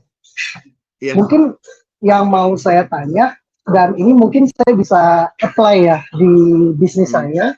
Saya saat ini ada dua, salah satunya adalah di Creative Performance Agency sama F&B. Saya pengen dibantu info, post, dan insight. Sekiranya kalau kita mulai, bagusnya itu literasinya dari mana tuh? Apakah Koko ada insight buku, atau mungkin sharing, atau mungkin podcast, dan lain sebagainya. Itu aja. Thank you. Yang pertama apa ya bisnisnya? Yang kedua kan F&B ya, Pak David ya. Iya, betul. Agensi Yang apa? pertama itu Creative Performance Agency kok. Waduh, saya mesti ketik, nggak terlalu jelas ya. Oh, oke, saya bantu ketik boleh ya, Kok ya? Iya, heeh. Biar saya jelas. Jadi tips untuk apa, Pak? Memulainya? Lebih ke insight-nya kok. Dalam artian kita kan butuh basicnya. Koko boleh bantu saya untuk share kayak mungkin kita harus baca buku apa, dengar podcast siapa, Oh, atau mungkin sharing dengan siapa gitu kok. oke, oke, oke, oke. Jadi gini, saya bukan pembaca buku, saya baru baca buku. Belum ada satu buku yang kelar saya baca. Jadi saya kalau baca, saya ketiduran. Jadi kalau misalnya insight-nya, saya banyak bypass pengalaman orang, Pak. Jadi semenjak saya lulus SMA, saya tidak punya teman sebaya, Pak David. Teman-teman saya semua lebih tua dan kebetulan saya hobi mancing ya. Jarang ada anak muda yang hobi mancing. Jadi saya ketemu dengan teman-teman ini selalu orang-orang yang lebih tua dan saya banyak bypass pengalaman mereka, Pak. Itu yang saya misalnya kayak oke kalau kerja kasih utang begini nanti ciri-ciri eh, custom apa gagal paymentnya seperti ini. Jadi saya banyak dengar cerita mereka dan saya bergaul dengan mereka. Dan ketika saya mulai bisnis, saya nyari komunitas, Pak. Contoh, saya nyari komunitas mancing karena saya hobi mancing dan pemancing itu rata-rata kan bos ya, Pak ya. Karena mancing itu costnya lebih mahal daripada golf sebenarnya kalau kalian tahu. Mancing itu jadi rata-rata bos, tapi mereka humble, Pak. Karena di atas kapal kalian kan tidur seadanya, makan seadanya. Nah, saya mulai masuk ke komunitas mereka dan banyak bypass ilmu dari mereka. Jadi tanpa saya dapat dari buku. Nah, buku ini baru belakangan ketika eh, orang-orang itu sudah saya nggak ketemu lagi, nggak dapat lagi ilmunya, Pak. Nah, makanya saya coba cari cari ilmu baru apa dan ketemulah Ko Andrew. Saya lihat banyak konten dia. eh, Mindset dia kan adalah bisnis, bisnis, bisnis, fokus. Kena di saya. Dalam arti kalau kita lihat Timothy kan saham ya segala macam ya. Dan saya orang jadul yang berpikir ada barang A dijual ada untung sekian, jadilah untung gitu loh. Saya nggak mesti ada produknya. Saya orang jadul gitu. Nah, jadi saya banyak bypass mungkin lingkungan ya Pak ya. Lingkungan itu paling berpengaruh besar di saat teman-teman ngomongin hal-hal yang tanda kutip saya tuh nggak nyambung sama mereka. Ya, saya kehilangan mereka, tetapi semua kebayar kok. Ketika sekarang saya sudah bisa delegasikan ke tim saya punya banyak waktu dan mereka nggak meninggalkan. Kita dapat lagi pertemanan itu kok. Mungkin itu Pak, kalau insight saya banyak bypass pengalaman orang dan itu penting. Mungkin kita banyak-banyak bangun apa ya link komunitas kita ya Pak ya. Dari sana nanti akan ketemu kayak mungkin Bapak suka gym. Kalau gym kita mau nambah power, kalau kita belajar sendiri, kita main repetisi kan nggak dapat ya Pak ya. Ya kurang lebih kan gitu. Heeh. Tapi dengan kita banyak bergaul di teman-teman gym, oh ini yang badannya baunya jadi, oh ini yang jadi perutnya. Nah kita bypass kegagalan mereka. Mereka kan udah pernah gagal Pak. Ya kita tanya ke mereka, kenapa nih perut lu nggak jadi waktu itu? Nah dia kasih tahu, oh gue ada cheating, gue ada makan ini, ada makan itu, supaya perut nggak perlu dilatih, itu cukup jaga makan ya gitu lah Pak. Kurang lebih kalau di dunia gym. Mungkin saya ilustrasikan seperti itu. Bypass Pak, karena kita nggak punya waktu yang banyak eh, untuk menerima kegagalan itu kalau saya bilang bypass ya mungkin itu Pak cukup Thank you ya so Pak much, Ko ada Darwin. Thank you, thank you. Heeh. Oke, terima kasih Ko David buat pertanyaannya. Kemudian kita bakal lanjutkan ke Mas Samudra.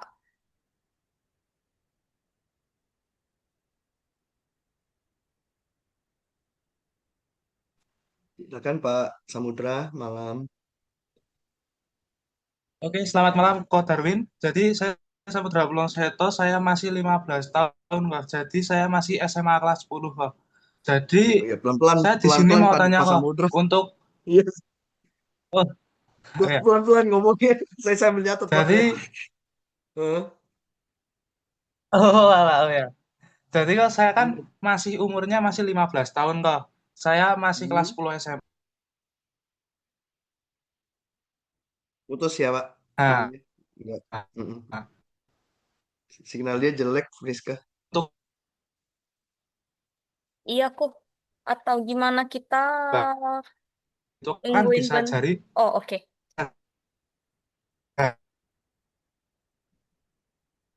konten maupun dari konten.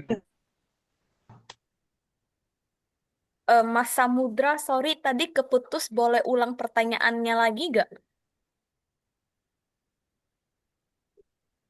Oh ya, Ah, ini jadi saya mau tanya, oh, kan oke. Hah? umur saya masih 15 tahun. Nah, Heeh. untuk cari uang tambahan itu kan itu bisa dari afiliat sama bisa dari konten kreator. Nah, dari selain itu tuh saya pengen jadi sales kok. Nah, waktu Hmm. saya cari-cari itu bagaimana caranya, saya lihat itu Hmm. saya masih di bawah umur dan juga itu seperti harus ada CV-nya, harus ada pengalaman pengalaman kerjanya. Nah, kalau dari Coach Darwin sendiri untuk solusinya maupun alternatifnya itu apa ya kok untuk supaya tetap bisa jadi sales langsung untuk menambah pengalaman juga kok. Hmm. Saya cerita dikit ya. Saya ini begitu lulus SMA, saya itu kerja akuarium air laut, Pak. Saya jadi kuli ya, bersihin akuarium air laut, perawatan di rumah pejabat, di rumah orang kaya, eh, sekitar 3 tahunan ya, dari 2004 sampai 2007. Lalu perusahaan saya bekerja 1,5 tahun itu kontak saya, mau nggak jadi sales? Jadi gini, Pak. Sebenarnya eh, ketika kita membangun yang tadi saya bilang, kita mulai membangun value, karakter, attitude itu dari titik awal start kita. Dan ketika kita bisa membangun value kita dalam eh, segala hal, value-nya, karakternya, attitude-nya, nanti akan ada yang nawarin kalian, akan ada yang nawarin pekerjaan itu gitu loh. Atau kalian nyari akan lebih gampang gitu. Cuma kalau saran saya di umur yang masih sekolah, pendidikan penting, Pak. Pak Samudra. Saya aja sebenarnya kalau masih pengen sekolah, pengen. Cuma otak saya sudah nggak mampu. Otak saya udah nggak bisa, nggak mampu, apa ya, nggak mampu belajar lagi gitu, belajar hal-hal teknis lagi gitu. Jadi kalau menurut saya sih cukup dengan affiliate-nya, kerja keras di affiliate, cari produk lain lebih banyak yang nggak mengganggu waktu belajarnya. Sehingga selesaikan dulu lah SMA-nya, karena S1 hari ini aja nganggur. S1 hari ini. Dan percaya nggak percaya, ketika sebuah negara berkembang, eh, tuntutannya makin tinggi. Jadi kemarin itu saya ada mancing ke Australia. Saya nginep di satu hotel, ada orang Vietnam. Saya ngobrol sama dia. Dia S3, Pak. S3. Terus saya jadi apa di sana? Jadi resepsionis, Pak. Resepsionis hotel. Nah, jadi saya nanya, kenapa nggak cari kerjaan yang lebih baik? Saya tanya dia. Dia bilang kalau di Australia ini kita susah, S3 aja susah dapat kerjaan yang istilahnya duduk di meja jadi CEO apa jadi apa. Paling bisa jadi pengajar, jadi asisten profesor atau apa. Jadi pengajar itu lebih baik jadi resepsionis, penghasilan lebih besar menurut dia gitu. Saya nanya kenapa nggak balik ke Vietnam? Kalian balik ke Vietnam pasti dengan S3, gelar S3-nya itu gampang dapat kerjaan. Nah, dia bilang enggak, paling saya jadi pengajar jadi dosen di Vietnam. Dan itu lebih baik jadi resepsionis di hotel. Jadi saya mau bilang ke depan, saya melihat kalau Indonesia makin berkembang, tuntutan gelar itu atau pendidikan itu makin dibutuhkan, Pak. Karena S1 sekarang aja banyak yang nganggur ya, saya nggak dapat tempat. Tapi yang lebih penting ya itu tak, value, karakter kalian, attitude kalian bangun itu, Pak. Nanti orang akan cari di kalian, Pak Samudra. Mungkin itu jawaban saya, Pak. Ya,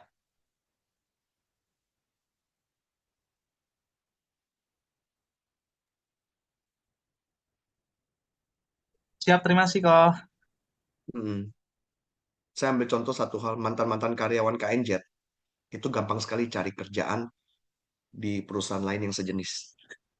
Ya, Pak Yusuf ya, karena di sini sudah digerus habis-habisan. Ya, lanjut Kak Priska. Buat teman-teman yang mau bertanya, boleh raise hand ya. Jadi berhubung eh sambil sembari nunggu, kita lihat yang chatnya dulu kali ya Pak. Ko Ya, Darwin. saya tertarik dengan satu pertanyaan pertama nih dari Pak Anwar Hamdan. Masih ada nggak orangnya? Kalau nggak ada orangnya, saya nggak jawab lah. Ya, Oh, Pak Anwar. Oh, Pak Anwar ada di sini sih, kok. Ya. masih ada ya, Ah, Pak Anwar. Jadi dia menanyakan apa yang ada di pikiran pertama Koko saat transisi dari sales ke founder dan seperti apa menindaklanjutinya. Saya nggak sadar. Jujur, saya nggak sadar ketika saya bergerak itu saya akan arahnya jadi seperti ini. Saya nggak pernah menyadari eh, akan jadinya seperti apa, akan jadi seorang founder gitu. Tapi saya sudah punya mimpi ketika saya jadi seorang salesman. Saya udah punya mimpi. Mimpi terendah saya adalah saya punya toko spare part motor. Mimpi kedua saya adalah saya punya perusahaan kelilingan, distributor ya. Mimpi ketiga saya adalah saya jadi distributor tapi untuk market se-Indonesia. Jadi saya jalan ke kota-kota lain, tapi mereknya merek orang. Dan mimpi keempat saya adalah yang saya capai sekarang. Saya jadi founder brand. Jadi founder brand. Dan mimpi mimpi terbesar saya, tapi saya nggak yakin. Saya bukan pesimis ya, tapi kayaknya nggak akan terjadi di tangan saya. Mungkin punya brand motor itu sendiri, seperti Honda. Saya punya mimpi seperti itu. Jadi pabrik ya. Jadi saya sudah punya mimpi besar ketika saya memulai, tetapi saya nggak tahu caranya gimana nih saya buka toko, caranya gimana saya kelilingan, gimana saya jadi founder, gimana saya jadi pabrik, gimana saya jadi eh, punya brand motor sendiri gitu. Yang saya lakukan yang terbaik hari demi hari. Dan akhirnya semua itu terbentuk. Misalnya kayak, oh ketika saya harus keliling, saya jalan, saya mungkin saya nggak tahu sales saya sekarang udah berubah apa enggak ya. Saya selalu ngambil flight paling pagi. Flight pertama ke kota itu. Misalnya saya ke Padang, saya selalu ambil flight pertama. Flight pertama jam berapa? Jam 5. Berarti saya jam 3 sudah mesti sampai bandara. Tujuannya apa? Ketika jam 5 nyampe di Padang mungkin 2 jam, jam 7 saya sarapan, saya udah bisa kerja. Malamnya saya sudah bisa terbang lagi ke kota lain. Atau di sana padat gitu loh. Nah, jadi saya hanya tahu bahwa saya squeeze diri saya, waktu saya, lakukan yang terbaik, dan tanpa saya sadar, ya saya ada di titik sekarang gitu. Jadi saya belajar by step ya Pak Anwar. Mungkin itu jawaban saya, dan saya nggak sadar. Tiba-tiba sampai di titik ini.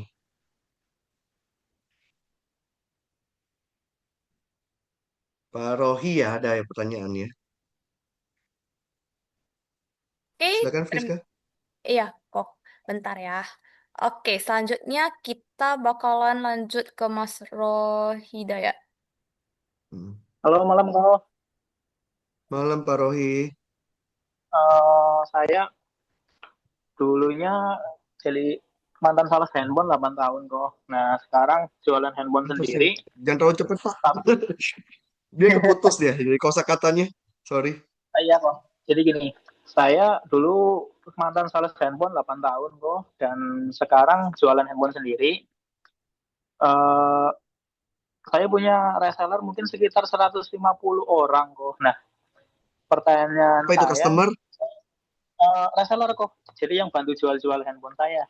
Oh, reseller ada 150 orang. Iya, reseller kok.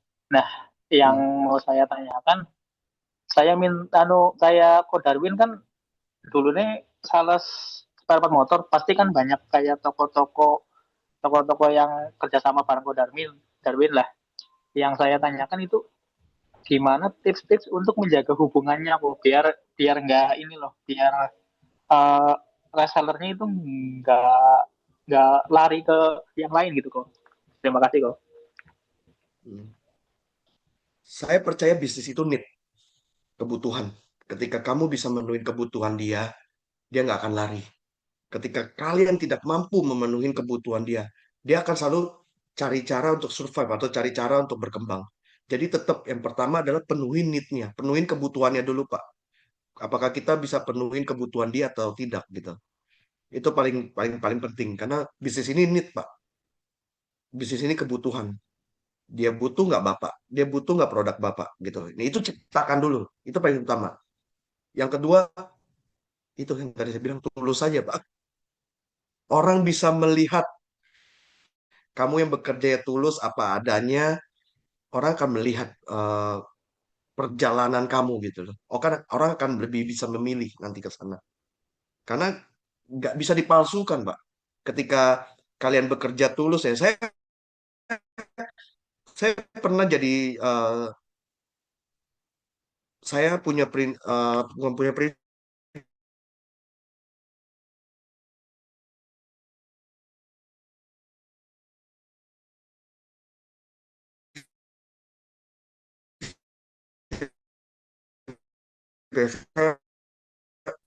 Dalam tanda saya bilang Cici ngasih saya orderan, Bapak kasih saya orderan karena rasa kasihan. Saya hujan-hujan masih naik motor pakai jas hujan. Jadi dulu saya ngorder itu nggak ada panas, nggak ada hujan dalam kampus saya.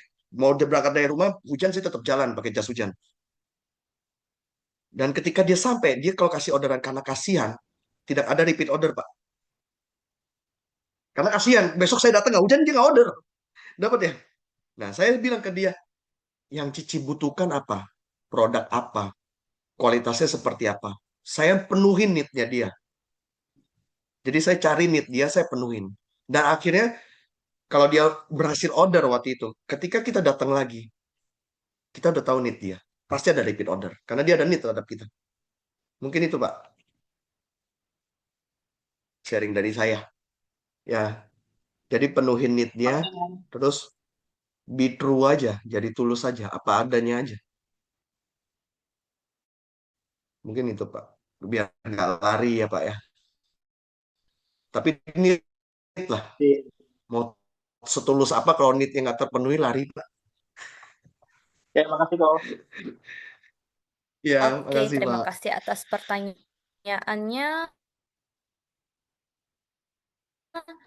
Kemudian kita bakal lanjutkan ke Mas Kasan Ya, ya, Ko dari Darwin. mau selesai di kapan ya nih? Dari Mas Kasan dua lagi ya, Raisen, terus saya jawab pertanyaan singkat chat, mungkin dua lah ya. Oh, boleh-boleh, Ya Kak. nanti lihat. Oke, Mas Kasannya masih ada di sini? Oke. Masih nggak? Masih? Masih, Cik? Eh, ini boleh langsung aja? Ya, silakan Pak Kasan. Terima kasih kok Fiska dan Ko Darmin yang sudah memberikan kesempatan untuk saya. Ada satu hal yang ingin saya tanyakan kok. Apa yang menjadi keyakinan atau yang memantapkan Ko Darwin untuk optimis kalau yang awalnya kan Ko dari salesman dan saat ini bisa menjadi seorang yang mempunyai business owner gitu. Apa yang memantapkan Ko untuk bisa bertahan di situ, karena kan pasti banyak tuh rintangannya untuk bisa membangun business owner gitu kan. Nah, apa yang menjadi keyakinan Ko Darwin yang pegang sampai saat ini? Kalau optimis. Keyakinan atau motivasi ya? Keyakinan Ya, atau motivasi Pak Kasan? Iya kok. Soalnya kan pasti banyak rintangannya di situ kan. Yang nggak sedikit juga yang gagal untuk menjadi seorang business owner gitu. Kenapa saya yakin gitu ya? Iya. Karena Mungkin nggak ada itu pilihan, aja. Pak. Karena nggak ada pilihan, Pak. Kita nggak punya pilihan. Kita nggak punya pilihan untuk another choice. Waktu itu saya sudah di dunia spare part dari 2008. Terus emang terang ya, maksudnya terang dalam arti bisnis ini bisnis primer. Jadi saya boleh bilang bahwa selain makanan, papan, rumah, sama baju, ya, yang keempat itu handphone, Pak. Udah jadi kebutuhan primer. Kita susah kalau nggak punya handphone. Saya yakin di sini kalau satu hari nggak pegang handphone, bisnisnya hilangnya berapa banyak kalau yang bisnis. Ya, yang kelima itu kalau saya bilang spare part motor, Pak. Udah jadi kebutuhan primer di Indonesia. Di Indonesia ya, tidak di negara lain gitu. Jadi saya tidak punya, karena bisnis ini bisnis bagus, saya nggak punya pilihan untuk tidak melanjutkan. Kalau bicara apa ya, saya agak nggak dapet sih pemahamannya. Kalau bicara motivasi saya, ya motivasi saya ya harus siapkan satu sistem yang saya mau wariskan ke anak saya gitu. Jangan sampai anak saya merasakan apa yang saya rasakan, kan itu aja Pak motivasinya. Gitu. Kalau yang membuat saya bertahan, keyakinan saya ya saya yakin bahwa apa yang saya sudah lakukan itu sudah yang terbaik. Soal keberhasilannya, berhasil atau tidak, itu bukan ranahnya saya, Pak. Kalau saya dikasih berhasil, saya anggap itu bonus. Darinya itu adalah satu pelajaran buat saya supaya besok nggak gagal lagi.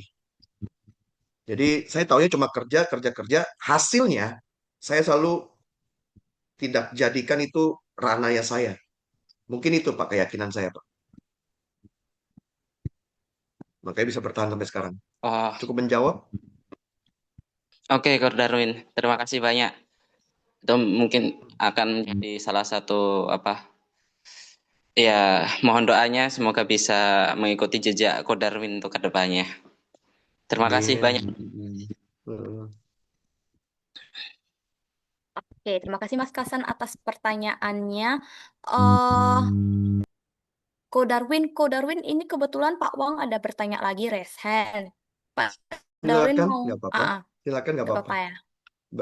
Udah nggak ada yang raisen lagi kan habis ini saya lihat chat deh ya. Nah, Ko, Ya. pertanyaan Ya, penutup, Ko. silakan. Tadi Oke.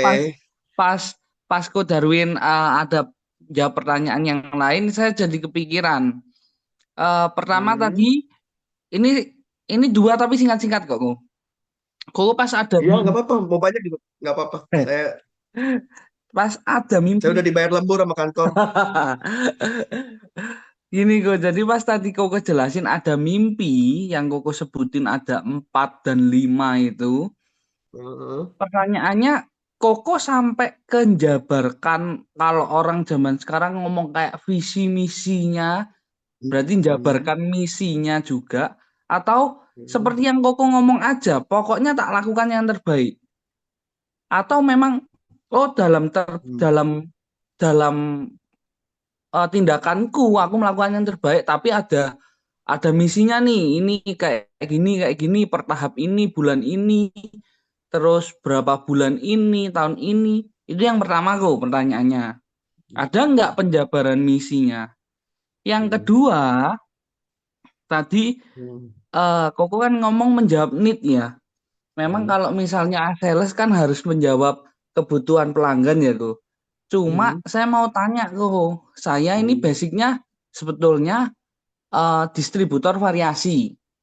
Cuma ini bukan sepenuhnya pivot ya, tapi saya ngambil pasar sekarang juga spare part karena kebanyakan orang variasi juga butuh spare part dan melayani spare part motor.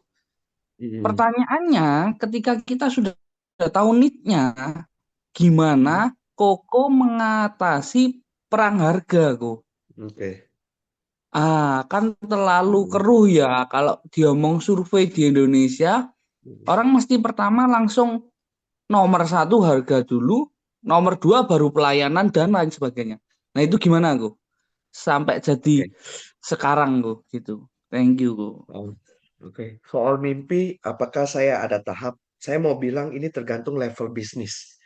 Ketika kita hanya bekerja untuk makan, kita nggak perlu tahap seperti itu. Karena kita tahu ya cuma cari uang, besok saya bisa makan, kan begitu ya.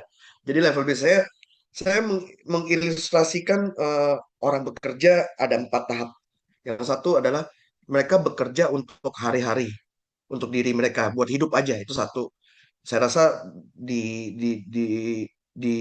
line ini, di level ini, nggak perlu lah ada tahap visi misi karena dia aja belum tentu dapat buat buat besok makannya. Kan kita ngomong seperti itu ya. Dia masih berjuang buat uang hariannya. Ada orang yang bekerja buat keluarga, buat hidupin keluarga. Ini juga, jadi dia bekerja, entah dia berbisnis, entah dia bekerja, dia hanya cukup buat menghidupi keluarganya aja. Dan saya rasa di level bisnis seperti ini atau di level orang seperti ini dalam mencari uang, saya rasa juga belum perlu namanya visi misi.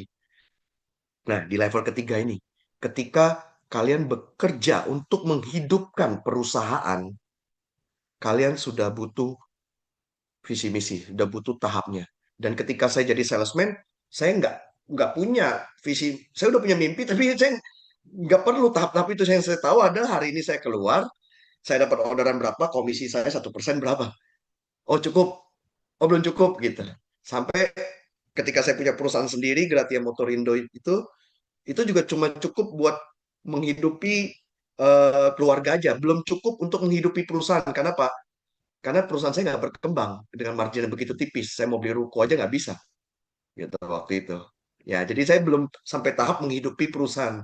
Nah, ketika kalian bekerja sudah menghidupi perusahaan supaya supaya perusahaan berkembang, kalian sudah perlu menjabarkan entah itu visi misi jangka panjang, jangka pendek, dan makin besar lebih lebih lebih detail. Kayak dulu kita pakai namanya kira-kira. Awal saya bangun KNZ tahun pertama, tahun kedua, tahun ketiga pakai kira-kira. Angka kira-kira, mau punya omset kira-kira. Sekarang udah enggak. Sekarang kita diturunkan. Bahkan sampai ke Pak Yusuf, ini kita udah targetkan nih BMP, mesti kita targetkan berapa tahun 2026. Siap-siap aja nanti Muklis datang ke Pak Yusuf untuk minta target itu. Karena kita udah jabarkan, untuk sampai angka di sini, kita butuh angka di bawah berapa. Nah, kita udah jabarkan. Nah, ada satu level lagi, ini level yang paling tinggi, yang mungkin ini udah kelas-kelas 1% orang Indonesia ya, yang sering dibicarakan oleh influencer. Mereka berbisnis gimana caranya meliquidkan bisnisnya. Jadi banyak perusahaan, bisnisnya besar, tapi dia nggak liquid.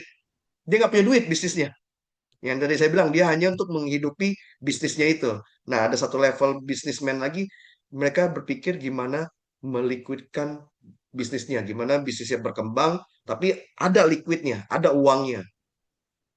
Nah, ini eh, levelnya udah ada level, dan saya belum sampai level sana mungkin. Itu satu. Untuk kedua, perang harga itu pasti Pak, eh, cari prinsipal yang mau jaga kalian. Makanya tadi saya ada sharing di awal bahwa ketika saya jadi distributor, saya cuma bisa yang tadi nggak bisa makan McD, sekarang saya bisa makan McD. Cuma itu yang saya dapat. Tapi Pak Yusuf beda ya Pak ya. Sekarang bukan McD aja ya Pak Yusuf, karena Pak Yusuf ada di line KNJ, ada di line yang menjaga mereka. Nah, Pak Awang punya pilihan nggak brand itu? Punya pilihan nggak cari prinsipal yang bisa jaga Pak Awang? Gitu loh. Kalau ada, ya dengan mereka. Kalau nggak ada, perang harga nggak bisa dihindarin. Tapi uniknya, yang tadi saya bilang, saya jual karburator PE dulu, harga saya kalah 5.000. Tapi percaya atau enggak Pak Wang, dari 10 toko yang saya kalah 5.000, minimal 3 atau 4 toko pasti ngorder ke saya. Karena ada nilai plusnya. Saya bisa kirim cepat. Saya kalau di retur itu gampang. Jadi selalu ada lebihnya, lebih unggulnya kita dibanding harga gitu Pak. Nah, kadang gini, misalnya contoh, orang itu butuh cepat. Dia ngorder ke saya, Win bisa nggak kirim karburator PE besok? Bisa kok.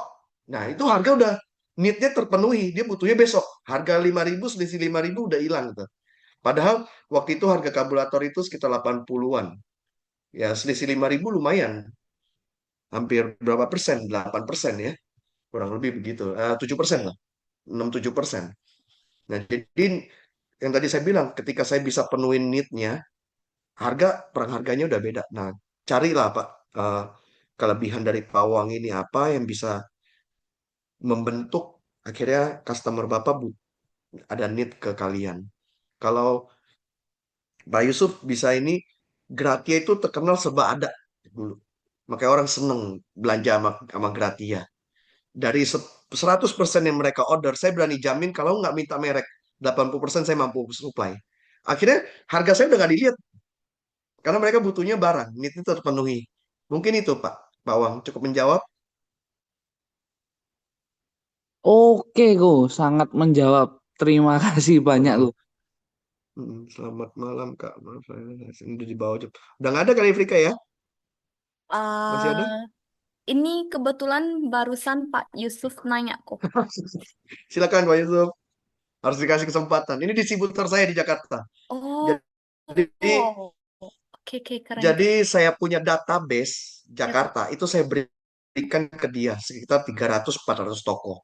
Dan waktu itu saya cuma bilang, dari 300-400 toko ini ada madu, ada racun. Cari tahu sendiri, pelajarin sendiri, dan akhirnya berhasil. Salah satu distributor kuatnya KNJ. Keren. Silakan Pak Yusuf. Silakan Pak Yusuf. Jangan susah-susah nanyanya. Eh, Pak Yusuf boleh diklik oke kan nggak Mic-nya untuk di unmute. unmute-nya? Next question kali Oke, ya, Pak ya. Yusuf ya. Penutup ya. Thank you, Ko Darwin. Thank you. Sudah kasih kesempatan. Saya sih sebenarnya nggak panjang lebar ya, karena kan ini udah last minute ya. Sorry tadi ada apa live nggak apa live out grup dulu karena ada kebutuhan saudara datang. Sorry. Dan thank you, saya perkenalkan saya Yusuf ya. Kalau Pak Darwin sih udah nggak asing lagi ya. Kita distributor KNZ, salah satu distributor KNZ dan support penuh. Support penuh. Dulu saya cerita sedikit, dulu kita brand dulu tuh paling banyak tuh brand A, tapi sekarang beralih mungkin 80%-nya dibalik. Kita banyakkan ke brand KNZ karena orang sekarang dari awal saya cerita dulu Ko Darwin ya, sorry. Ya silakan. Jadi brand Saya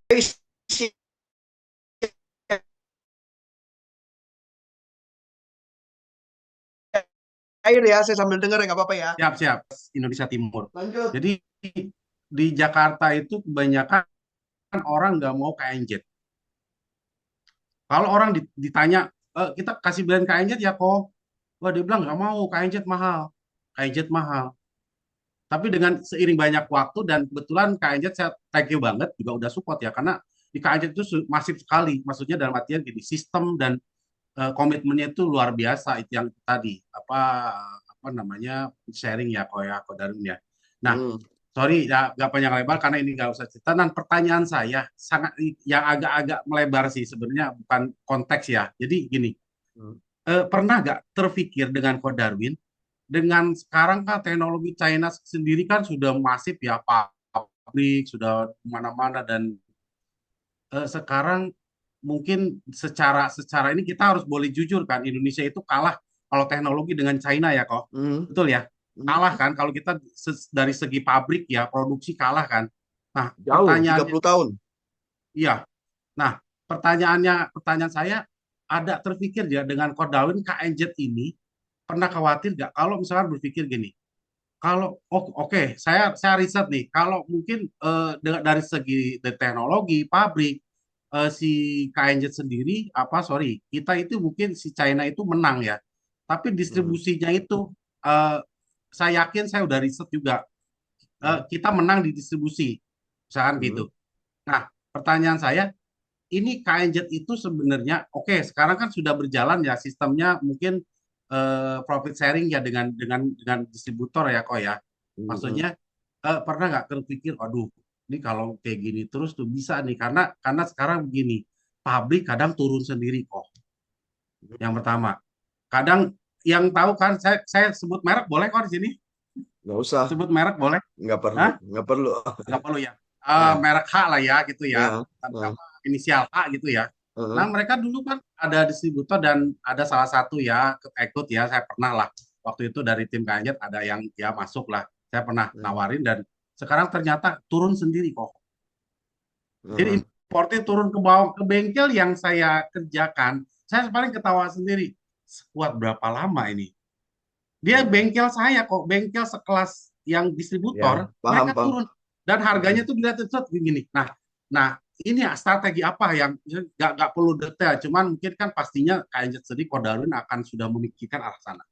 Itu aja sih kok.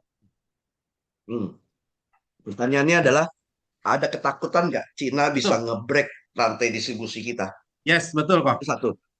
Yang kedua, gimana kita ngehadapin kompetitor brand lain yang mereka ngemotong mata rantai distribusi ya Pak? Yes, betul ya? Betul. Yang pertama, ketakutan di Cina, saya tidak takut sama sekali. Kenapa? Karena produk spare part ini butuh jasa lagi, Pak. Butuh pemasangan lagi. Jadi saya sering ketemu case, di tangan mekanik yang pintar, barang jelek jadi barang bagus, Pak. Bisa jadi barang bagus, karena dia mau ngakalin, Pak. Bisa brandnya jadi bagus. Tapi kan nggak semua mekanik pintar, nggak semua mekanik mau ngakalin. Betul, jadi esensi brandnya itu penting, bahwa brandnya itu produknya adalah produk bagus, bukan curi-curi bahan dan lain-lain. Ini kan bicara konsistensi dan komitmen lagi, Pak. Prinsipal itu satu.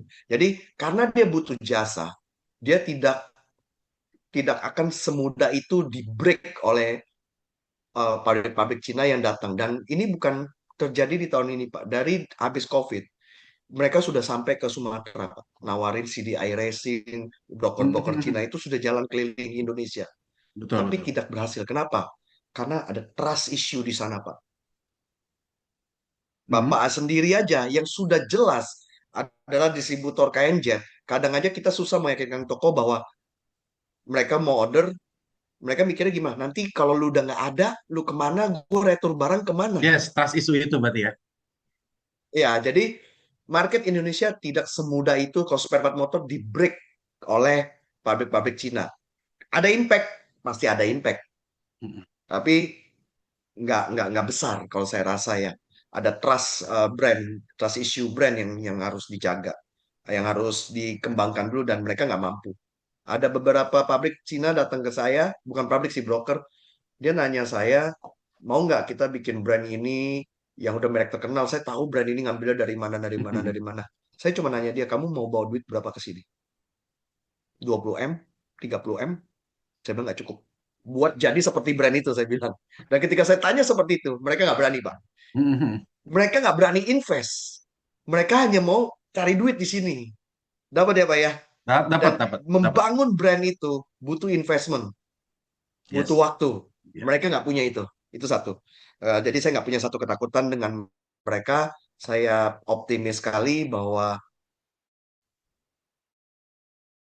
mereka nggak mampu. Oh, bypass. Yang kedua itu ini bypass ya, bypass. Sudah pasti brand-brand yang tidak punya market, mereka akan bypass rantai distribusi. Kalau mereka nggak bisa tembus di pemain besar, mereka akan potong bawah, Pak. Itu sudah jadi hukum rimbanya bisnis, Pak. Kita nggak bisa ngeblok itu. Jadi contoh, misalnya KNZ nggak kuat di kota apa? Oh, di kota ini. Saya kalau mau serakah, saya tinggal bypass ke bawahnya, Pak. Turun satu rantai distribusi. Ibaratnya kalau misalnya omset 1 M di satu kota, saya tinggal cari 100 juta di kecamatan ini, 100 juta di kabupaten ini, 100 juta. Saya tinggal turun satu sebenarnya. Dan KNZ mampu buat itu. Cuma saya tetap bertahan nunggu orang-orang ini mau mau mau bergerak di dalam KNZ karena saya yakin saya menang umur dibanding brand-brand lain, Pak. Saya masih muda. Saya menang sistem. One day akan KNZ semua, Pak. Betul kok. Saya setuju. Tinggal nunggu waktunya. Makanya saya sabar. Tapi buat brand yang nggak sabar kayak merek H yang tadi Bapak sebut, saya tahu. Dan kembali lagi pilihan distributor besar. Mau ngembangin dia apa enggak. Dan dia nggak akan mampu. Kenapa? Kerja retail itu Bapak Waduh, tahu luar pusingnya biasa. kayak apa, Belum Pak? lagi kalau kita, sorry saya potong, belum lagi nanti ketemu dengan bengkel dan tanda kutip ya, luar biasa TOP sekian, belum lagi, aduh, Ya. udah pusing dah pokoknya. Makanya tadi saya udah jelaskan bisnis ini bisnis sharing profit, risk dan lain-lain ya dan kapital. Jadi dia harus ngontrol beli barang di atas, dia harus ngontrol jual barang ke bawah. Kalau saya kan saya udah nggak pusingin saya jual barang, Pak. Betul. Karena Bapak yang bantu saya jualin. Yes. Nah, pertanyaannya dia punya kapasitas itu nggak, baik secara kapital maupun secara manajemen. Dan saya rasa saat ini di Indonesia sistem manajemen yang terbaik, saya berani yakin adalah KNZ dan saya berani ngomong KNZ aja nggak mampu. Kita nggak mampu. Luar Dan biasa. saya ya tinggal nunggu waktu aja, Pak. Jadi itu pilihan, Pak.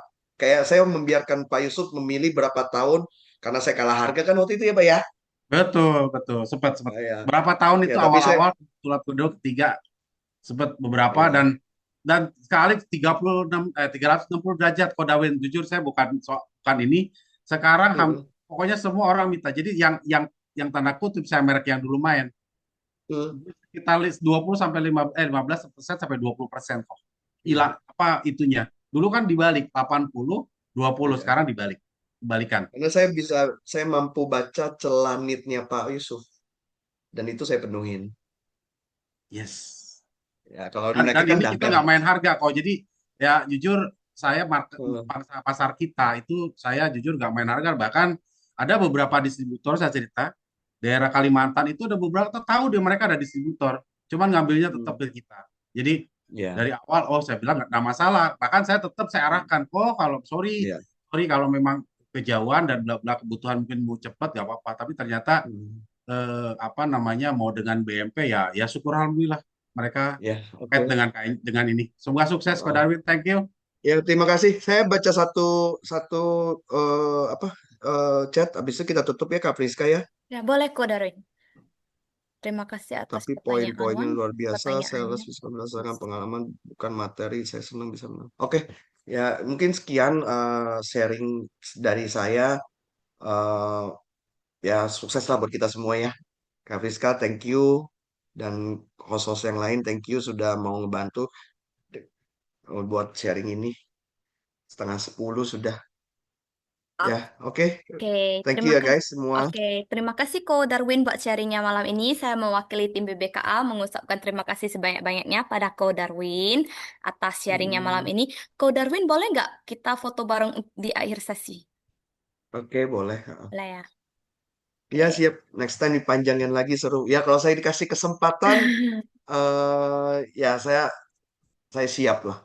Cuma saya teknis nggak terlalu pintar kayak apa bikin itu apa PPT itu. Jadi saya lebih panjangin di QA ya. Karena kalau QA kan saya jawab berdasarkan pengalaman saya. Kalau yang poin-poin itu, aduh saya capek mikirnya apa yang saya mau share. Keren-keren Ko, Ya sesi boleh Q&A-nya foto. juga keren-keren. Hmm, Oke. Oke, buat teman-teman yang bisa on cam, boleh on cam ya. Oke, hmm. 1, 2, 3, smile.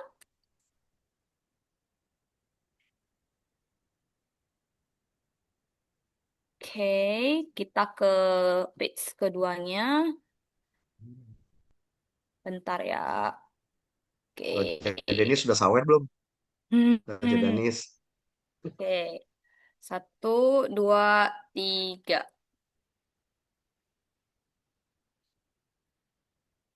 Oke, kita sampai page 2 aja berhubung yang Hmm. page selanjutnya udah nggak on cam.